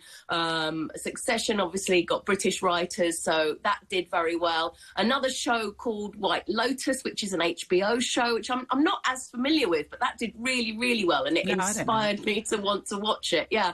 What's it about? I don't even know what it's about. Do you? Great question. No, I haven't seen it. We don't know. All right, yeah, so we don't know. And the correspondent hasn't seen it. Hasn't seen it. No, Abbott Elementary. Abbott Elementary was really supporting actress trophy, and she became only the second black woman ever to win in that category, and a writing trophy for creator and the star Quinta Brunson. Who got 3 nominations. That's School in Philadelphia. And Cheryl Lee Ralph, who won that award, for me, that was the highlight of the entire ceremony, because she was in Dreamgirls. She got up and she sang her acceptance speech, and it just brought... In a ceremony that sort of was a bit lost and it didn't have great viewing figures, she really was the absolute highlight of just being in the moment, being so present and bringing all of her actual genuine talent right there in that moment. It was that really was something to see, and you could see the stars who were in the room really were quite impressed themselves. It's hard to impress a celebrity, but they were, yeah. She was amazing. Now, Squid Game got one, finally. I mean, we've almost forgotten Squid Game after all this time. I know, it's funny, isn't it? These shows that you think of sort of should have been nominated 2 years ago. Yeah, Squid Game was up there and and sort of got their awards, and the stars were on the red carpet. I suppose they haven't had really an opportunity to have this red carpet moment for a couple of years. It's been a very pared down ceremony. It was virtual. So a lot of these celebs and these stars and these TV stars from these shows, particularly the more international shows, now can travel, could do that red carpet. And it really was a sort of marking of award shows are back. Here we go, rocking into awards season. They always say that LA has 2 seasons, summer and awards season, and that basically is what happens here. I think another thing that's terrible viewing figures, and that really is the sort of takeaway. Oh, did it? Yeah, had really bad, sort of the worst viewing figures I think they've ever had. It's the first time it's dropped below 6 million. And I know that is still a substantial number. I think they had 5.92 million, but they'll be looking at last year where they had nearly 8 million, 7.83 million. And it's hard to compare like for like, isn't it? People were a bit more stuck in their homes. People were watching a huge amount of television during lockdown. So there was a lot more interest. Now people are out and about. But people really are consuming television in such different ways that something like I was going to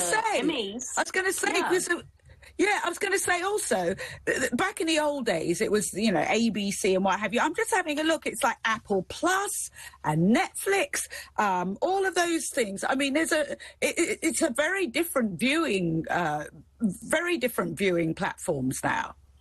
Yeah, it's very different, and it causes a bit of a conflict to my mind, because, of course, all of these great shows which are being nominated and played are all on streaming services, but having cable TV in the US is incredibly expensive, and that is not how young people consume their content. That is not how they watch it. They watch these streaming shows on their devices. They don't watch on traditional television. They watch it all in one go. There's that sort of time of sitting there and waiting in anticipation for next week's episode is very much over. People watch a box set in one go and binge watch, and yet the Emmys, which celebrates all of those shows, is on a traditional cable network. It's on CBS, and so there seems to be a conflict in, well, who's the audience then? Because those people are people that have cut the cord because they can't afford, and I'm talking like $100 a month to have cable television in the US. That is why people cut that cord and then say, well, I'll have a streaming service for $15 instead that I can share with my mum. Yes. And they haven't caught up with that either, have they? And how long did it run for? Because I understand that they were very, very vicious this time with the length of speeches. And people were getting nervous and saying, oh, I've only got 8 seconds left. I know, I hate that. I hate it when they sort of lose 3 seconds telling you how long they've got left. because there is a big countdown and the music does play and they're getting you off. Like, they're very strict with this out, and they do it now at the Oscars where they're like, this is how long you've got and that is that. So it's one thing if you're one person going up to receive your award, but it's sort of, some of these awards, there's 15 from the show going up there and they're like, well, that's it, you're off, bye. Yeah, exactly. And I suppose they've got to keep to time. How long? I'm just trying to work out how long was the actual... Hours. Yeah, 5 till 8. And then, it starts at 5, ends at 8. That's 3 hours, isn't it? Can't add up. And then before that, they do all the red carpet for a couple of hours as well on television, all the arrivals, what are you wearing, all of the usual kind of questions. So there's like this big sort of ramp up from like 3 p.m. to 5 p.m. Then the awards show finishes at 8. And do you know what they do then? They rerun it. Oh, boy. For the next so are you talking about that?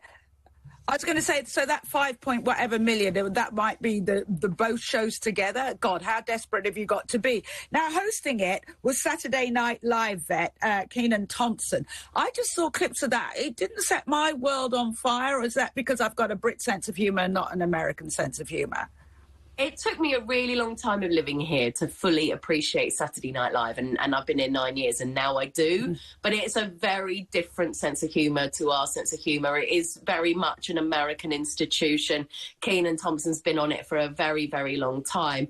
But it wasn't really, like I say, it wasn't really a very well-watched show. There were some sort of highlights, there were some sort of, you know, sketches and skits and this, that and the other.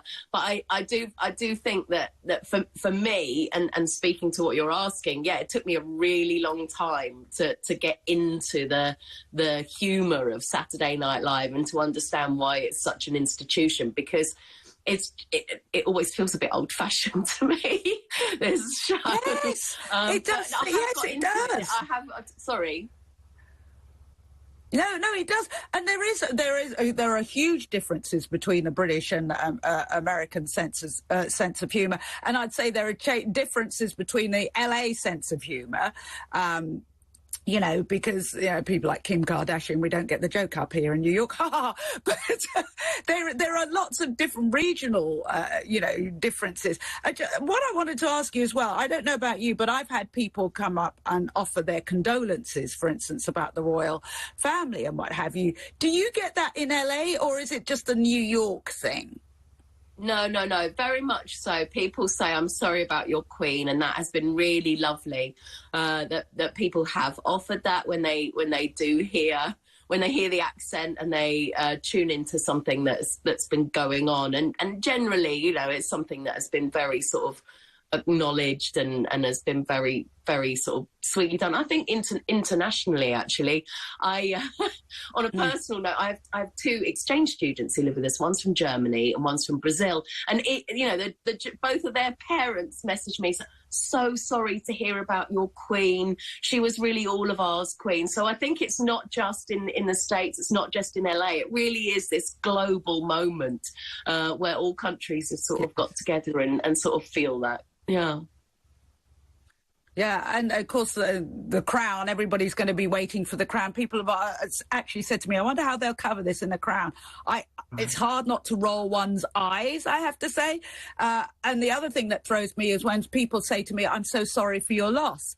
And I think, oh, they mean the Queen, because it sounds so personal. But they do see it as something that there is an assumption that every British person will be absolutely, wrapped in grief. So it's interesting. It really is interesting. But somebody explained to me the reason that Americans are so involved, and this came from an American person, was that it is the soap opera. It is, the royal family is capital the soap opera. There's nothing like it, nothing like the pomp and circumstance and story. Yeah, it's true. I mean, every single magazine cover, every single week, not just this week, always has a royal on the front cover of it and some sort of story about whatever the Queen or the Princess of Wales or Meghan Markle and Harry are doing. It's like that every single time. Big news. Yeah. Thank you so much. Pleasure. Lovely talking with you. The Emmys there, and lots more to come right after the news headlines here on Talk TV.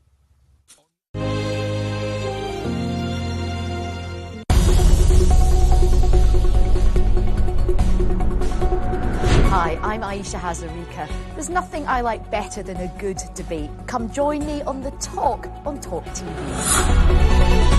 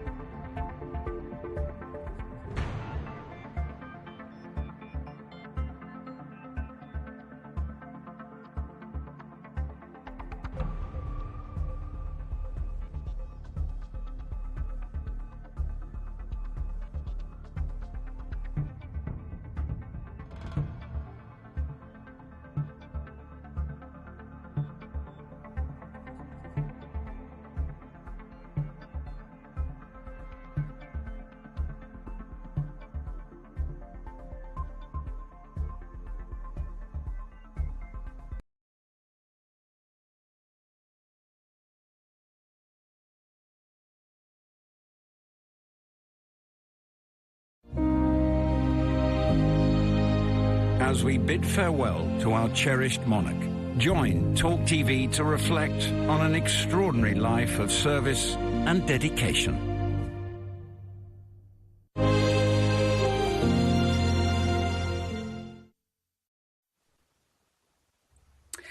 Welcome back, and thank you for joining us. The question I asked right at the beginning of the show was, how do you feel about Monday being a bank holiday? Is it inconveniencing you? Have you had to cancel a doctor's appointment? Or do you think, like our friend Mr. Fitzwilliam said, it's a great thing that we mourn the Queen's passing with a bank holiday? Do get in touch. The number to call is 0344 499 1000, 0344 499 1000, calls at national rate, or you can text the word talk to 87222, that's 87222, and do remember you can tweet at Talk TV. Love to hear your thoughts. Coming up, the security that will be surrounding not just the funeral, but from now, I thought we'd have a look at that. It's the biggest turnout for the British police forces, because it's not just the Metropolitan Police and London Police. They've drafted police in from all over the country. It's a massive, massive operation. So we're going to have a look at that. We'll also be looking at one of the Queen's charities that supports members of the armed forces. I think that's a really important one, given the role of the royals when it comes to the armed forces as well. And also what I want to start with is, how do you actually plan a state funeral? Well, we've heard that the Queen's coffin was made some 30 years ago, and this has been years and years in the planning. The 18th Duke of Norfolk, the Earl Marshal of England, he is the man who's been responsible for the Queen's lying in state and funeral. Now, it's interesting, his ancestors have held their post continuously since 1672, and the coronation next year will also be his responsibility. This is really interesting because the 18th Duke of Norfolk succeeded his father Miles in 2002, deputised for him for the last 2 years, and for the Duke, he started off with looking at George VI's funeral. That was his starting point, but that was 70 years ago, so a lot of things have changed since then. So what does go into the planning? It'd be more things than you and I could even think about, I'm sure. Joining me now is, and I hope I pronounce his name correctly, royal expert Charlie Jacoby.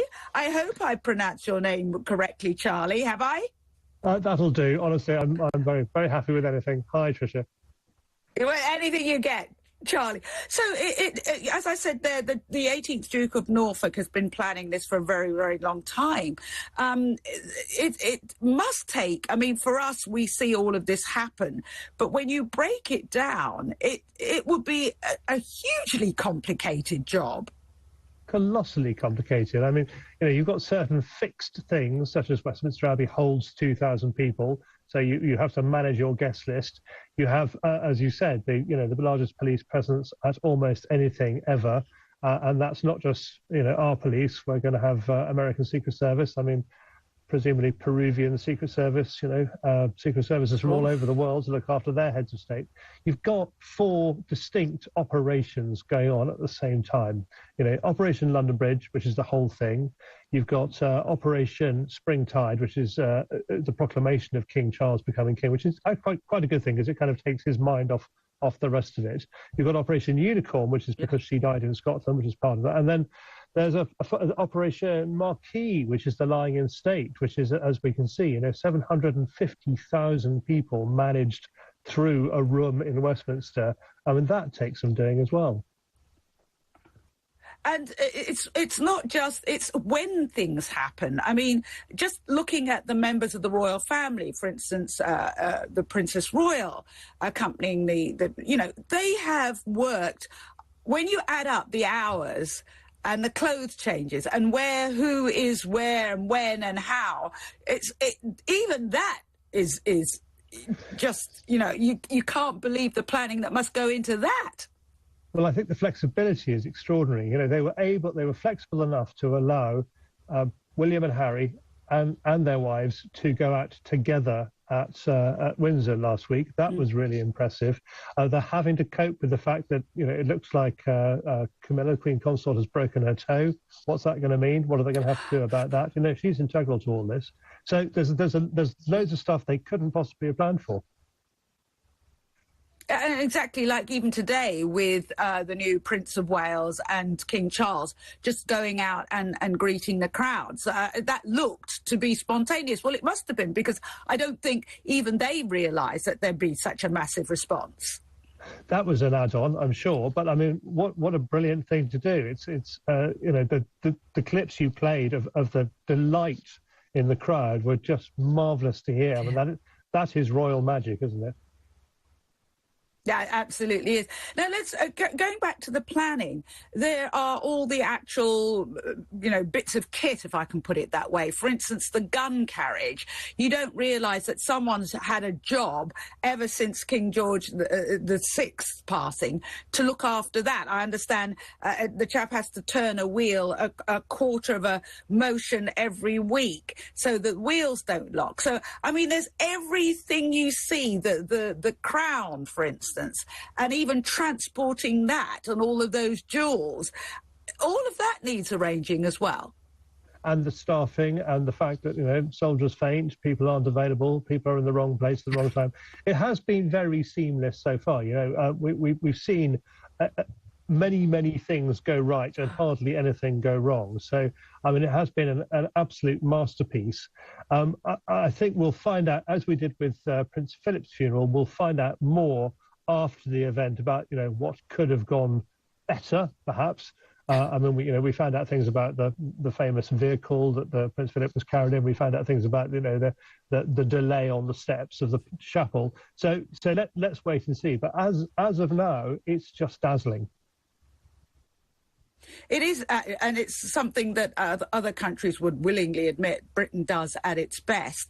I was surprised when reading this that there are not as many people, or there haven't been as many people involved as you would think. I think it started off with there's about 200 people involved, but it's got to have been a full-time job for many, many years. And I think the other thing that surprised me is that coffins are made for royal family members way in advance, aren't they? Well, some of them are. I mean, this one certainly is. I think there's quite a thing we have about tradition, and a lot of people look at the royal family and say, right, it's tradition that's governing this. They're doing this because of tradition. The wonderful thing about being royal is you can kind of make up tradition as you go along. I mean, we're going to see this in the future with the investiture of the Prince of Wales, for example. So I think there is an enormous amount of flexibility in there. And, it's a relief in a way that there are only 200 people involved at the top, because, once you start involving thousands of decision makers, that creates, it's a fabulous example of, the British way of doing things working fabulously. Mm. I think one of the most difficult things has surely got to be, and you touched upon that, all the different heads of state, because it's not just all the other royals, for instance. I didn't realise there were so many royals from so many countries, and then all the politics of who comes and who is and isn't invited. There's that too. Well, if you have, 2,000 spaces, available spaces in Westminster Abbey, and you just count on the fingers of your hands how many people are coming from the crowned heads of Europe, the presidents and prime ministers and their wives, girlfriends, all the rest from all the way around the world, only missing out 2 or 3. I mean, you get to 2,000 very, very quickly. And then you have the problem that, well, they want to bring them in buses. I do think the royal family is slightly obsessed with moving people around in buses, which is not a great look, but we'll cope with that. But, obviously, President Biden doesn't want a bus. Well, if President Biden doesn't want a bus, why should President Macron have a bus? If President Macron doesn't have a bus, it goes on and on like that. So, there's a great deal of negotiation to be done there too. And so who would do that, though? That surely, is that the Foreign Office? Because we sort of think of government as being in this... The Foreign Office, I wouldn't have their job for anything at the moment. And that used to be, of course, Liz Truss's area. So I don't even know who is there at the Foreign Office, because that's the other thing. The government's kind of in this weird limbo land, isn't it? And still having to organise all of these things. It is in a weird limbo land, but of course, in some ways, if you look at it politically, they've had a kind of a head start of a week to bed in. I mean, just, okay, light moment of humour, but, go back to the 1980s, the sitcom Yes Minister, Yes Prime Minister. There was a marvellous moment when the civil servant puts Iraq and Iran next to each other because alphabetically they're similar. That's the kind of thing which famously we try to avoid. But I think, the government is coming out of this very well. So far, the Foreign Office has not put a foot wrong. Tomorrow, Prince Charles goes to a reception, holds a reception for the heads of state who have flown in. I believe Jacinda Ardern from New Zealand has already arrived. So, they're landing even as we speak. And diplomatically, I think the Foreign Office is going to make hay.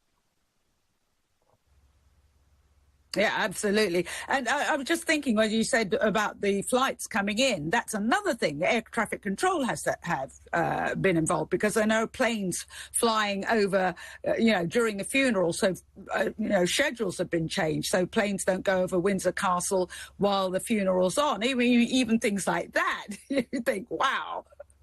Well, you're looking at a whole day, aren't you? I mean, the funeral takes place at 11. Between 12 o'clock and 3 o'clock, I imagine it's going to be very difficult to move in that entire section, that 1 hour section between Westminster and Windsor. And then from 3 o'clock, when 3:25, I think they have start the service in Windsor on Monday till 7:30, where the Queen's body is committed. You've got another no-fly zone there. So yes, it's going to be a very, very big day, and I can see people sitting down after it with a large drink and maybe taking Tuesday off. Maybe taking Tuesday off. I bet they don't, though, because surely there are new things now with King Charles. As you say, tradition is made up on the hoof, if you like. So we don't really know what's coming for the rest of the week, do we? Or is it when the funeral's over, that's it? That's it for the moment, but we've got two big things coming up. We have the investiture of the Prince of Wales, which in 1969 was this extraordinary kind of pantomime conducted by Princess Margaret's husband. He put the whole thing together, Tony Snowdon, Lord Snowdon. And we're not going to see anything like that again. But we are going to see a terrific coronation, and I'm going to put money on the 3rd or the 10th of June, probably the 10th of June next year, currently slated for Trooping the Colour 2023. That will be the Saturday when we have our coronation. And I'm betting, and that is going to be a huge weekend. So why do you think that weekend would be the weekend? Because of the Trooping of the Colour? Well, they'll choose a June weekend. They like June. The Queen was crowned on the 6th of June, 1953, and it'll be a Saturday. I think it's sensible for it to occur on top of Trooping the Colour. We have a lot of. There's a lot in place already. It's possible they'll, go for the double, so to speak. They'll do 3rd of June, a Saturday, for the coronation. 1 week later, the whole Trooping the Colour, because we'll still have that sort of sense of royal enthusiasm. But I'm going to guess 10th of June, and we'll see the same thing again. Airports jammed with heads of state, crowned heads of Europe flying in. It's going to be a rerun. It's going to be, at least they'll have had some practice this time round. Just going back to the Prince of Wales and the investiture there, because I remember before Prince Charles, we saw him in Wales speaking Welsh. And, of course, he had, I believe, 3 days training or, and all that sort of thing being brought up to speed. Of course, the new Prince of Wales and new Princess of Wales actually lived there, didn't they, for a while, just to get out of the public eye. So it seems to me that, do you think they'll have a closer relationship with Wales than Prince Charles did? I think Prince Charles had a pretty close relationship with Wales. I mean, if you look at it, over the whole of his life, he went to Aberystwyth University. He did actually learn Welsh while he was there. Welsh, I don't know if they're being nice, but Welsh people have praised his accent. I can't speak Welsh, so I can't say. But we know that Prince William doesn't speak Welsh, so let's wait and see. The area I'm sitting here in the West Country at the moment. I mean, the area that Prince Charles has been very, very well known for is his relationship with the Duchy of Cornwall, and that of course is what Prince William inherits as well. So I expect Prince William will be associated with the Duchy of Cornwall, and that will work very well. If he does half as good a job as his father did with the Duchy of Cornwall with Wales, then I think the Welsh people will be very happy. Yes, exactly. And what now for the Princess Royal? I mean, she has, to me, I'd have to say that Camilla, the Queen Consort, and Princess Anne, to me, have absolutely shone throughout this. I mean, those two women have been the backbone of what's been going on. Yes, they have. I mean, it's a very interesting one. For the first time we're seeing the Princess Royal you are talking about Anne, aren't you? Because we're talking for the first time. Both of them, Anne and Camilla. I think both of them have been amazing. All right. So the Vigil of the Princes, which is a big thing, I think, for the royal family, not least controversy over what Prince Andrew's going to wear and things like that. But the first Vigil of the Princes was 1936, King George V. He had 4 sons. That was very easy, 1 for each corner. The second Vigil of the Princes was Queen Mother's funeral, 2002. Again, very, very straightforward. You could have 4 male princes there. Now Princess Anne is taking up that corner position, and I think from a royal point of view, that's a classic example of break with tradition. But it looks great. It looks really good. So I think from her point of view, she always wanted to take a bit of a step back. She can come in and go out as much as she likes. Camilla, I think, is about to shine. The Queen Consort, Prince Charles's wife, she is about to make a real difference. She's turning into a really popular queen. I know there are people who kind of won't forgive her for what happened 25 years ago, but I think there are more people, and it is a strangely democratic institution, the royal family. They're there because we want them to be there. Yes. I think she will become the queen we want. I couldn't agree more. I have to admit, I was exactly the same as many people. She was kind of the other woman, having met her, and she wins people over. She has just the most wonderful touch with people, and I do think she's a star waiting in the wings. Thank you so much for joining us, Charlie. And I should be asking you what you were going to be doing on the bank holiday, but I'm sure you'll be working. Charlie Jacoby there talking about what it takes. I mean, we haven't even touched the tip of the iceberg of what it takes to make all of these arrangements. As I said, there's planes flying over and dignitaries and what have you. Later on, we're going to be looking at the security issues, which are pretty phenomenal. We'll be looking at that in just a moment here on Talk TV.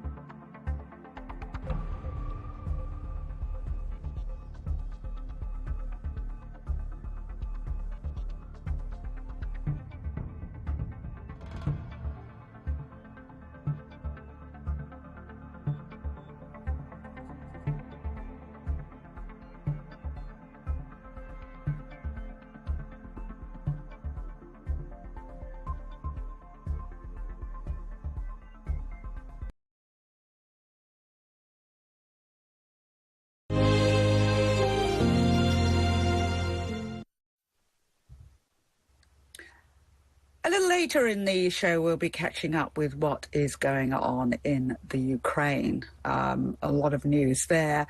But sticking with all things royal at the moment, let's talk about the security. We just touched on it there with Charlie. There's going to be, as you can imagine, a ring of steel surrounding Westminster Abbey for the Queen's funeral on Monday. It's going to be it will be the biggest operation in Scotland Yard's near 200-year history.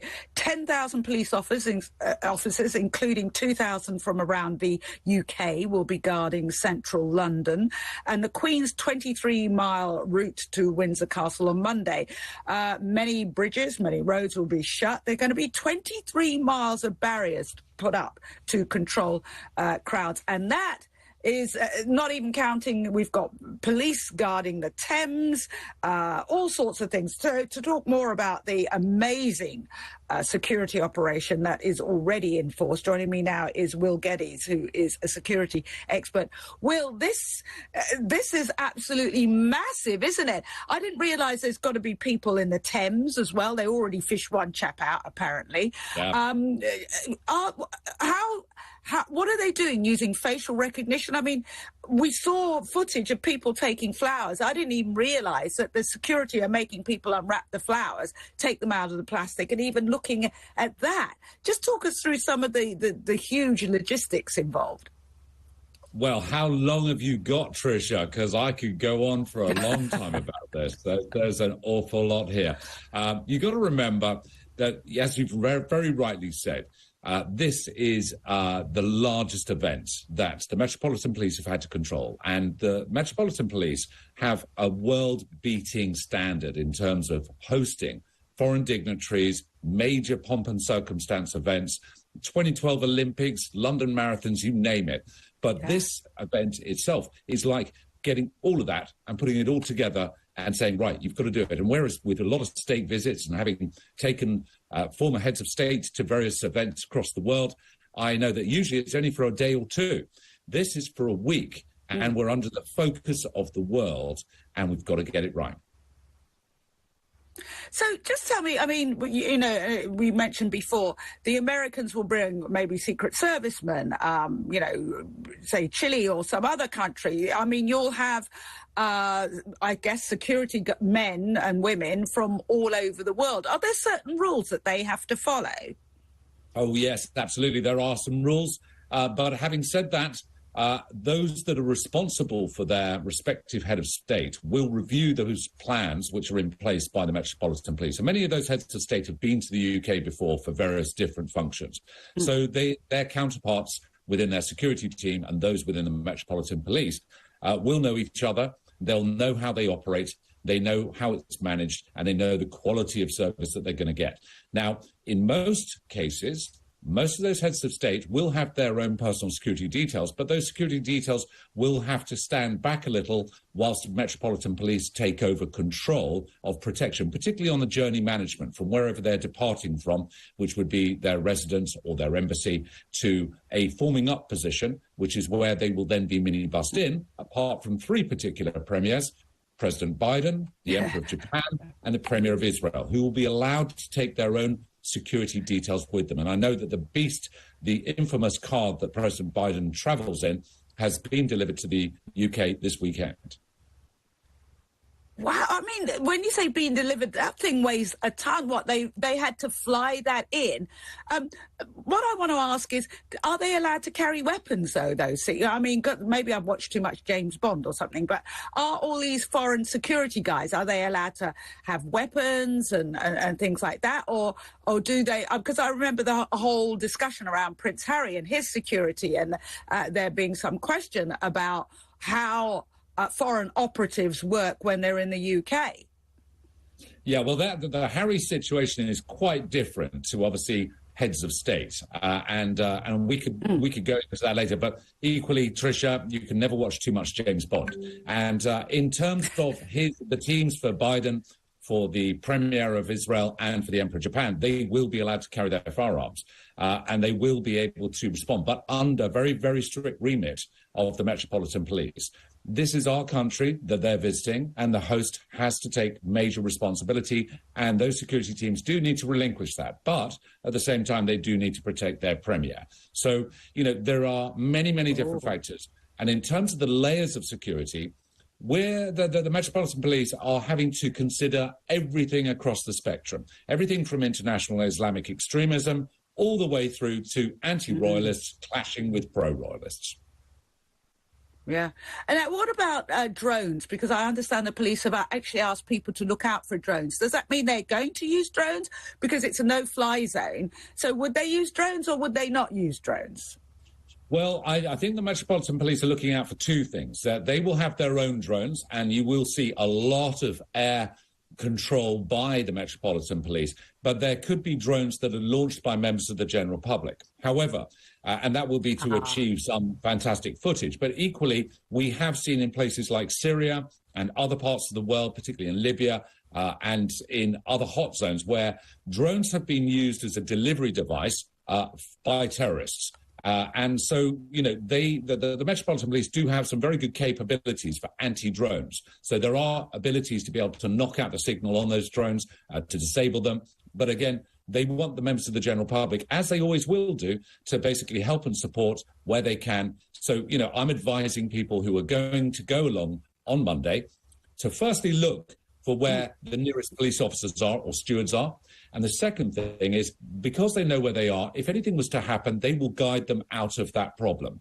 The second thing is, if the member of the public sees anything suspicious, then they can obviously collar that police officer, hopefully not physically, but get their attention and direct them to anything that they can then assess.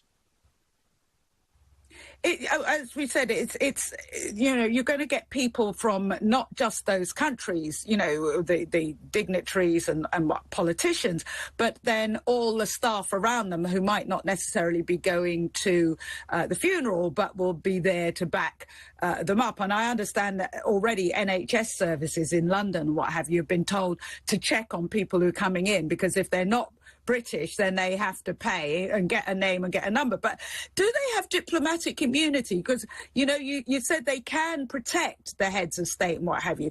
What if something was to happen and one, the emperor or, the Israeli, premier's person tackles somebody to the ground or hurt them or, God forbid, shot them or something? Are they then just let off scot-free because they've got diplomatic immunity? No, not necessarily, and it is not as clear-cut as you would imagine. In terms of, obviously, the engagement or the engagement to a threat, let's call it, there will be specific what we call actions on and immediate actions. And these are the protocols which would be invoked in the event of a situation taking place. And if you think about it as a layer, there is obviously Metropolitan Police that are providing that outer cordon. There will be inner cordons, and then there will be the Premier themselves. So the chances of anybody actually getting close to any of those heads of state is going to be very, very, very difficult. Wow, well, it's certainly going to be something, we just see the end result without realising the amount of work that goes into keeping everybody safe. Will, thank you. Always a pleasure to talk to you. Security expert there, Will Goddard, is on. I mean, as I said before, it's an absolutely massive operation.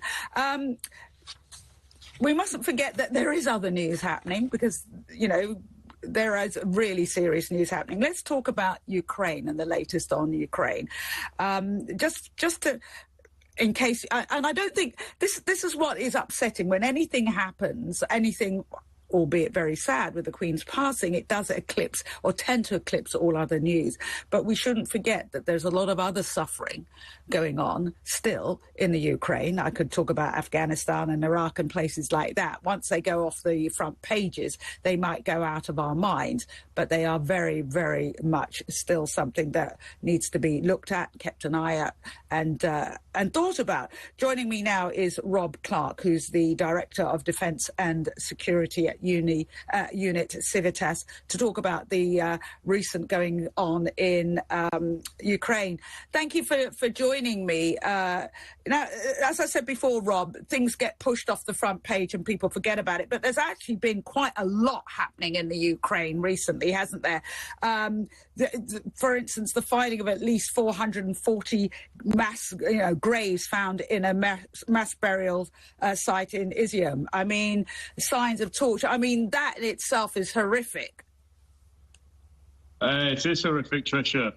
It obviously has parallels and echoes with the war crimes and the mass graves found in Busha around Kyiv earlier in the year.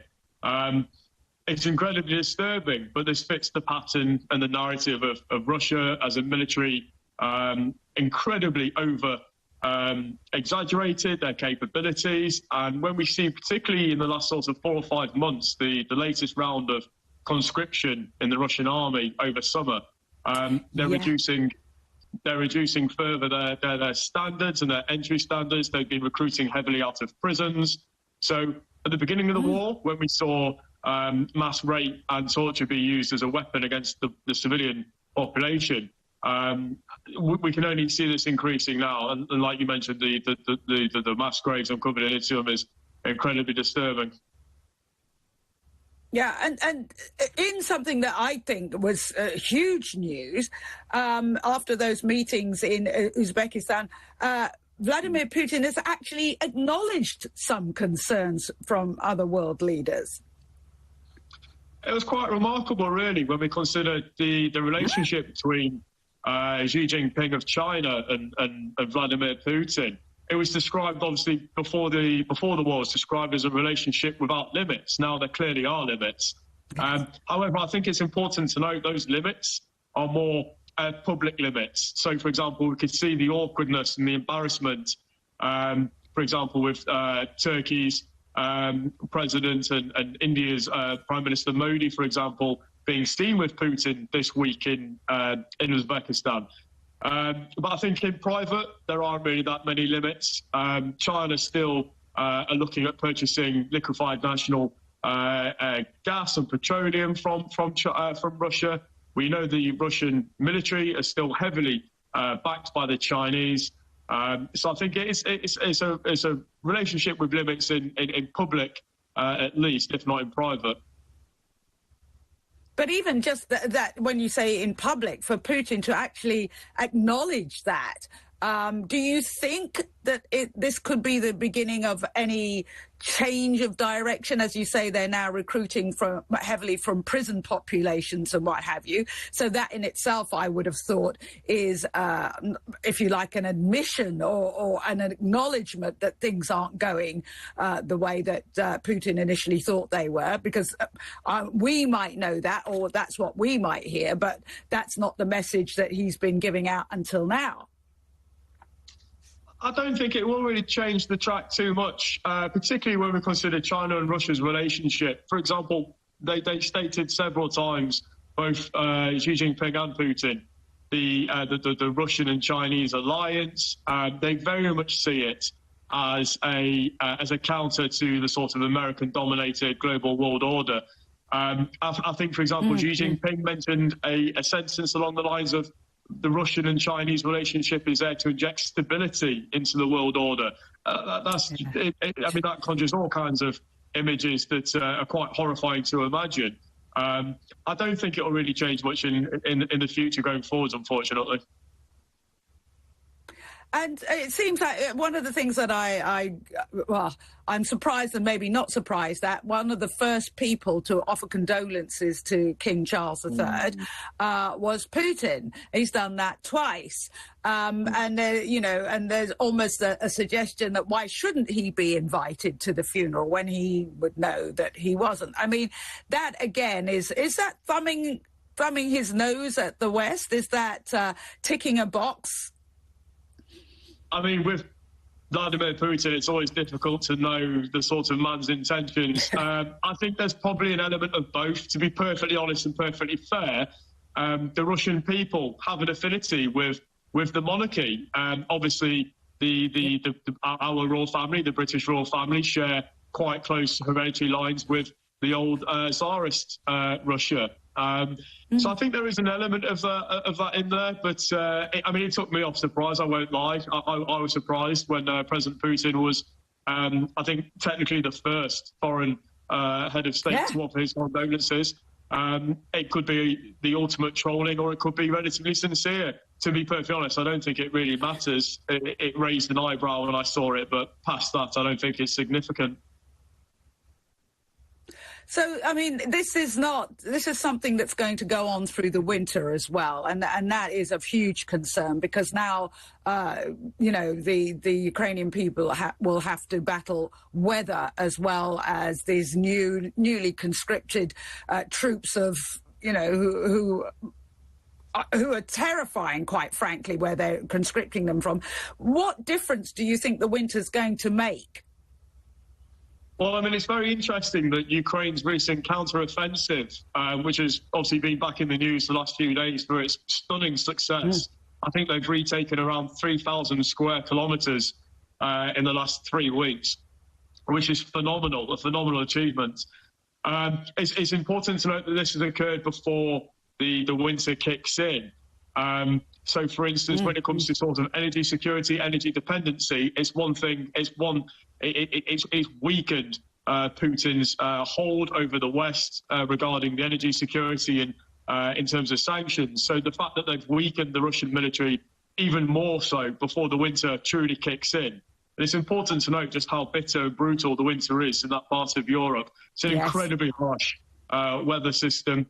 I think the Ukrainians are prepared for it. I don't think the Russians are so much. So again, we can see the Ukrainian counter-offensive, it will run out of steam eventually, as all counter-offensives do. However, the ability to push Russia back further and further to its borders in the east and the south before the real bite of winter hits, and then we'll have a prolonged defence where, at the moment, Russia are digging in and preparing their defences, particularly in the south, and the ability for them to wear off the Ukrainian counter-offence. And we'll see almost a bit of I think it'll become a lot more of a stalemate over winter. But then, of course, the ground hardens, so the ability to have manoeuvre warfare and the ability for tanks to be utilised a lot more will come into play, certainly. Yeah, something to keep an eye on. Thank you so much for keeping us up to date on that, Rob. Rob Clark, there, Director of Defence and Security Unit at Civitas.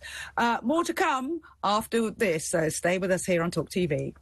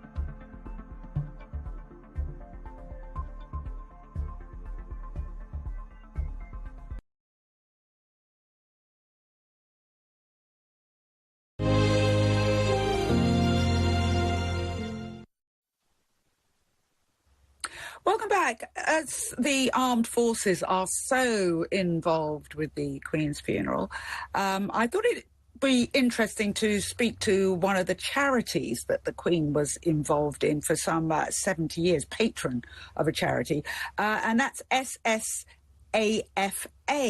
SSAFA, they say on their website, when anyone in our forces family finds themselves in need, SSAFA is a charity that they can turn to. Whether it's financial, practical or emotional, we provide the right kind of support, ensuring independence and dignity is protected all times.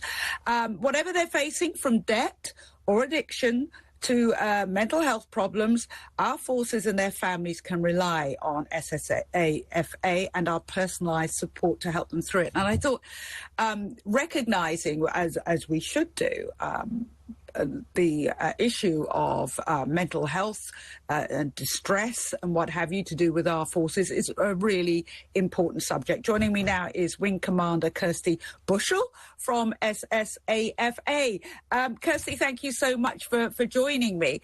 Now, thank you, Trisha. You have to tell me what SSAFA stands for, because I'm having a look through here and I might be remiss, but I can't find it. Well, I'll make it easier for you. We say SAFA. So we're the Soldiers, Sailors, Airmen's and Families Association. So we started in 1885, in fact, but we've kind of kept modern and relevant all the way through our history, including the 70 years, which we were privileged to have the Queen as our patron. Yeah. Now, people often, I always say they are very quick to label people in the armed forces heroes until they're no longer serving. And there are many, many issues for people once they come out of the armed forces for all sorts of reasons, whether they've seen combat or maybe not. It's going from somewhere that's like a family, if you like, and then coming out of it. What are some of the issues that you help armed forces personnel deal with? Well, so the first important thing to say is the vast majority of those who leave the armed forces come out as highly trained, capable, really disciplined people who bring a great deal to society. So that is the majority. But for some, the fact that they've moved around so often from a very young age, the fact that they may have seen trauma, their families may be far away from where they started in home without a support network, that can sometimes lead to isolation and loneliness, difficulty in, for example, credit rating or finding a home, a forever home for yourself, or finding a job in the correct location. But the vast majority of people come out in a very good state, and it's for those who, at whatever stage in their life or their family's lives that need it, that we're there to support them. So you covered most of them there, but it can be sometimes when a family breaks down or a change in circumstances or somebody becomes unwell later, that SAFA or any other of the many, many service charities can step in and help. One of the things you touched upon there that I think people don't readily remember is the moving around, that, you're unlikely to just be in one place for your entire career. And that must be disruptive. Yes, I mean, personally, I lived in 16 houses when I had once I was married in the service, and before that I moved every 18 months. So it's difficult to make roots. So that's why the military family that you're seeing here today on parade is so important, because that is your community. That is your camaraderie, whether you serve operationally or in support. That's where you make your family and build those connections so deeply. And the Queen, as you said right at the beginning, was your patron for 70 years. Did you meet her? Really privileged to meet her, yes. She came and opened our new headquarters in 2013, and it was so exciting and valuable for our staff. But also, really memorably met her, connected with her horses and the Queen. She was involved in hosting the Sandown Military Gold Cup. So I was hosted by herself and Prince Philip with a whole team of people at Windsor Castle, and to see them in such a relaxed mood when they were with some of their favourite things, supporting people, beneficiaries, and around the horses, what was quite joyful. The other, you know, when we're talking about the royal family and the military, how important do you feel are the Invictus Games? I mean, I personally, I think it's absolutely thrilling. It's including people who would, you know, otherwise feel doubly sort of shut out. I think it's been really inspiring for people to find a route back into that connectedness, to aim for excellence, because in the military we aim for excellence. You see that on parade.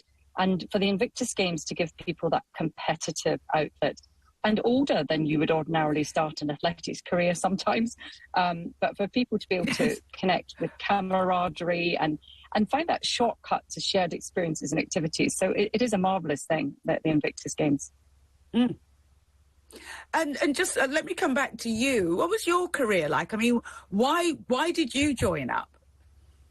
Oh, my papa had served in the RAF during the wartime, and my other grandfather, my other papa, was involved in the flying boats off the west coast of Scotland, and I lived up there in Concord. Yeah, and Concord was a great thing locally, and the Royal Air Force offered travel and adventure, and I really achieved that really privilege, travelled lots overseas, lived in lots of different locations, the Gulf, Kosovo, lots of time in North America. So it really did achieve. And for a woman, you know, the Queen was such an icon. To serve in a force that was so equal and so integrated was a tremendous privilege. And isn't it wonderful seeing Princess Anne standing vigil? Oh, sorry. I was just... I met Princess Anne when I was... Oh, so we've got problems with...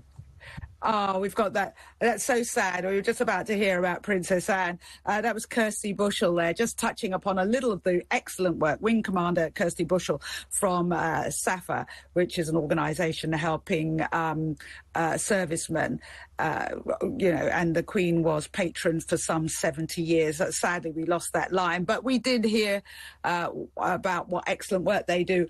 Let's have a look at what's going on at the Kew of Westminster now. Let's see how people are feeling. It's beyond words, really. You can feel the essence of that ceremony and that. So sorry. Our Queen has been laid to rest. She's at peace. And she meant everything because she'd been Queen all of our lives. It was worth the waiting since 8 o'clock yesterday morning.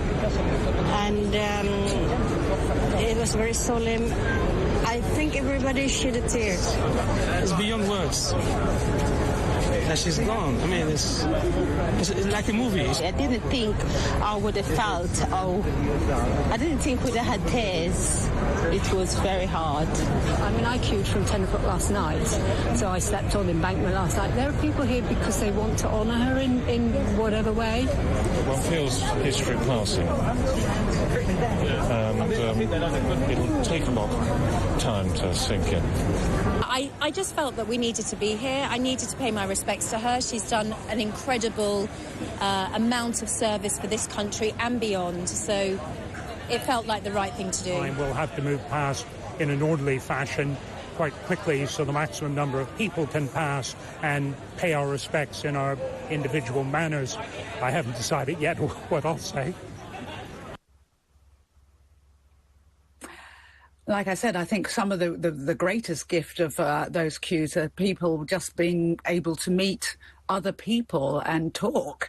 Because, as I said before, the pandemic, if anything, shrank our world. So this is definitely opening up the world. And I think anything that allows people to talk about their emotions publicly is a really good thing. So, yeah, interesting to see how people are feeling as they join the lines to pay their respects to Her Majesty the Queen. Coming up at 4 p.m. is Nick Dubois, CBE, no less. Nick, CBE, you got that in the honours list in 2022. Does that mean that you will be going to Westminster Abbey? Hi, Trisha. Lovely to hear from you. They're very mischievous, aren't they, this production team? So, you know, they put that in, I reckon, despite me saying, you can't do that. But yes, you're absolutely right. It will. What was particularly honouring about it was at the time, of course, it was the Platinum Queen Elizabeth's Platinum Jubilee Honours list. And I thought, wow. To notice her last honours list tinges it with a little bit of sadness, but a great honour. And yes, we'll either be going at some point to Buckingham Palace or to Windsor, which is where they do the investitures. Oh, but are you going to the actual funeral, or do you get invited? Because I understand some people from the birthday list are actually invited. Yeah, no, they very, very sensibly got people going from who've won a Victoria Cross or the George Medal, which are the highest honours, often for bravery, obviously. But what I did find out, actually, is that every county, someone in that county who's got an honour, whatever it may be, CBE, MBE, whatever, they do invite a representative. So someone who's actually won something from the Order of the British Empire, was what it formally is, the most excellent Order of the British Empire. Each county sends a representative. It will not be me. And you should just tell people what you won it for, because they'll be thinking it's for Talk TV, which I'm sure you would win. Which would have been thoroughly deserved, obviously. It's basically because the government asked me to do, and these things are hopelessly unpaid, you do a government review, an independent review, which consumes a huge amount of time into an area of expertise. Mine was tourism and the visitor economy. And over time, they look at that and your contribution to that sector and what you've done for the British economy.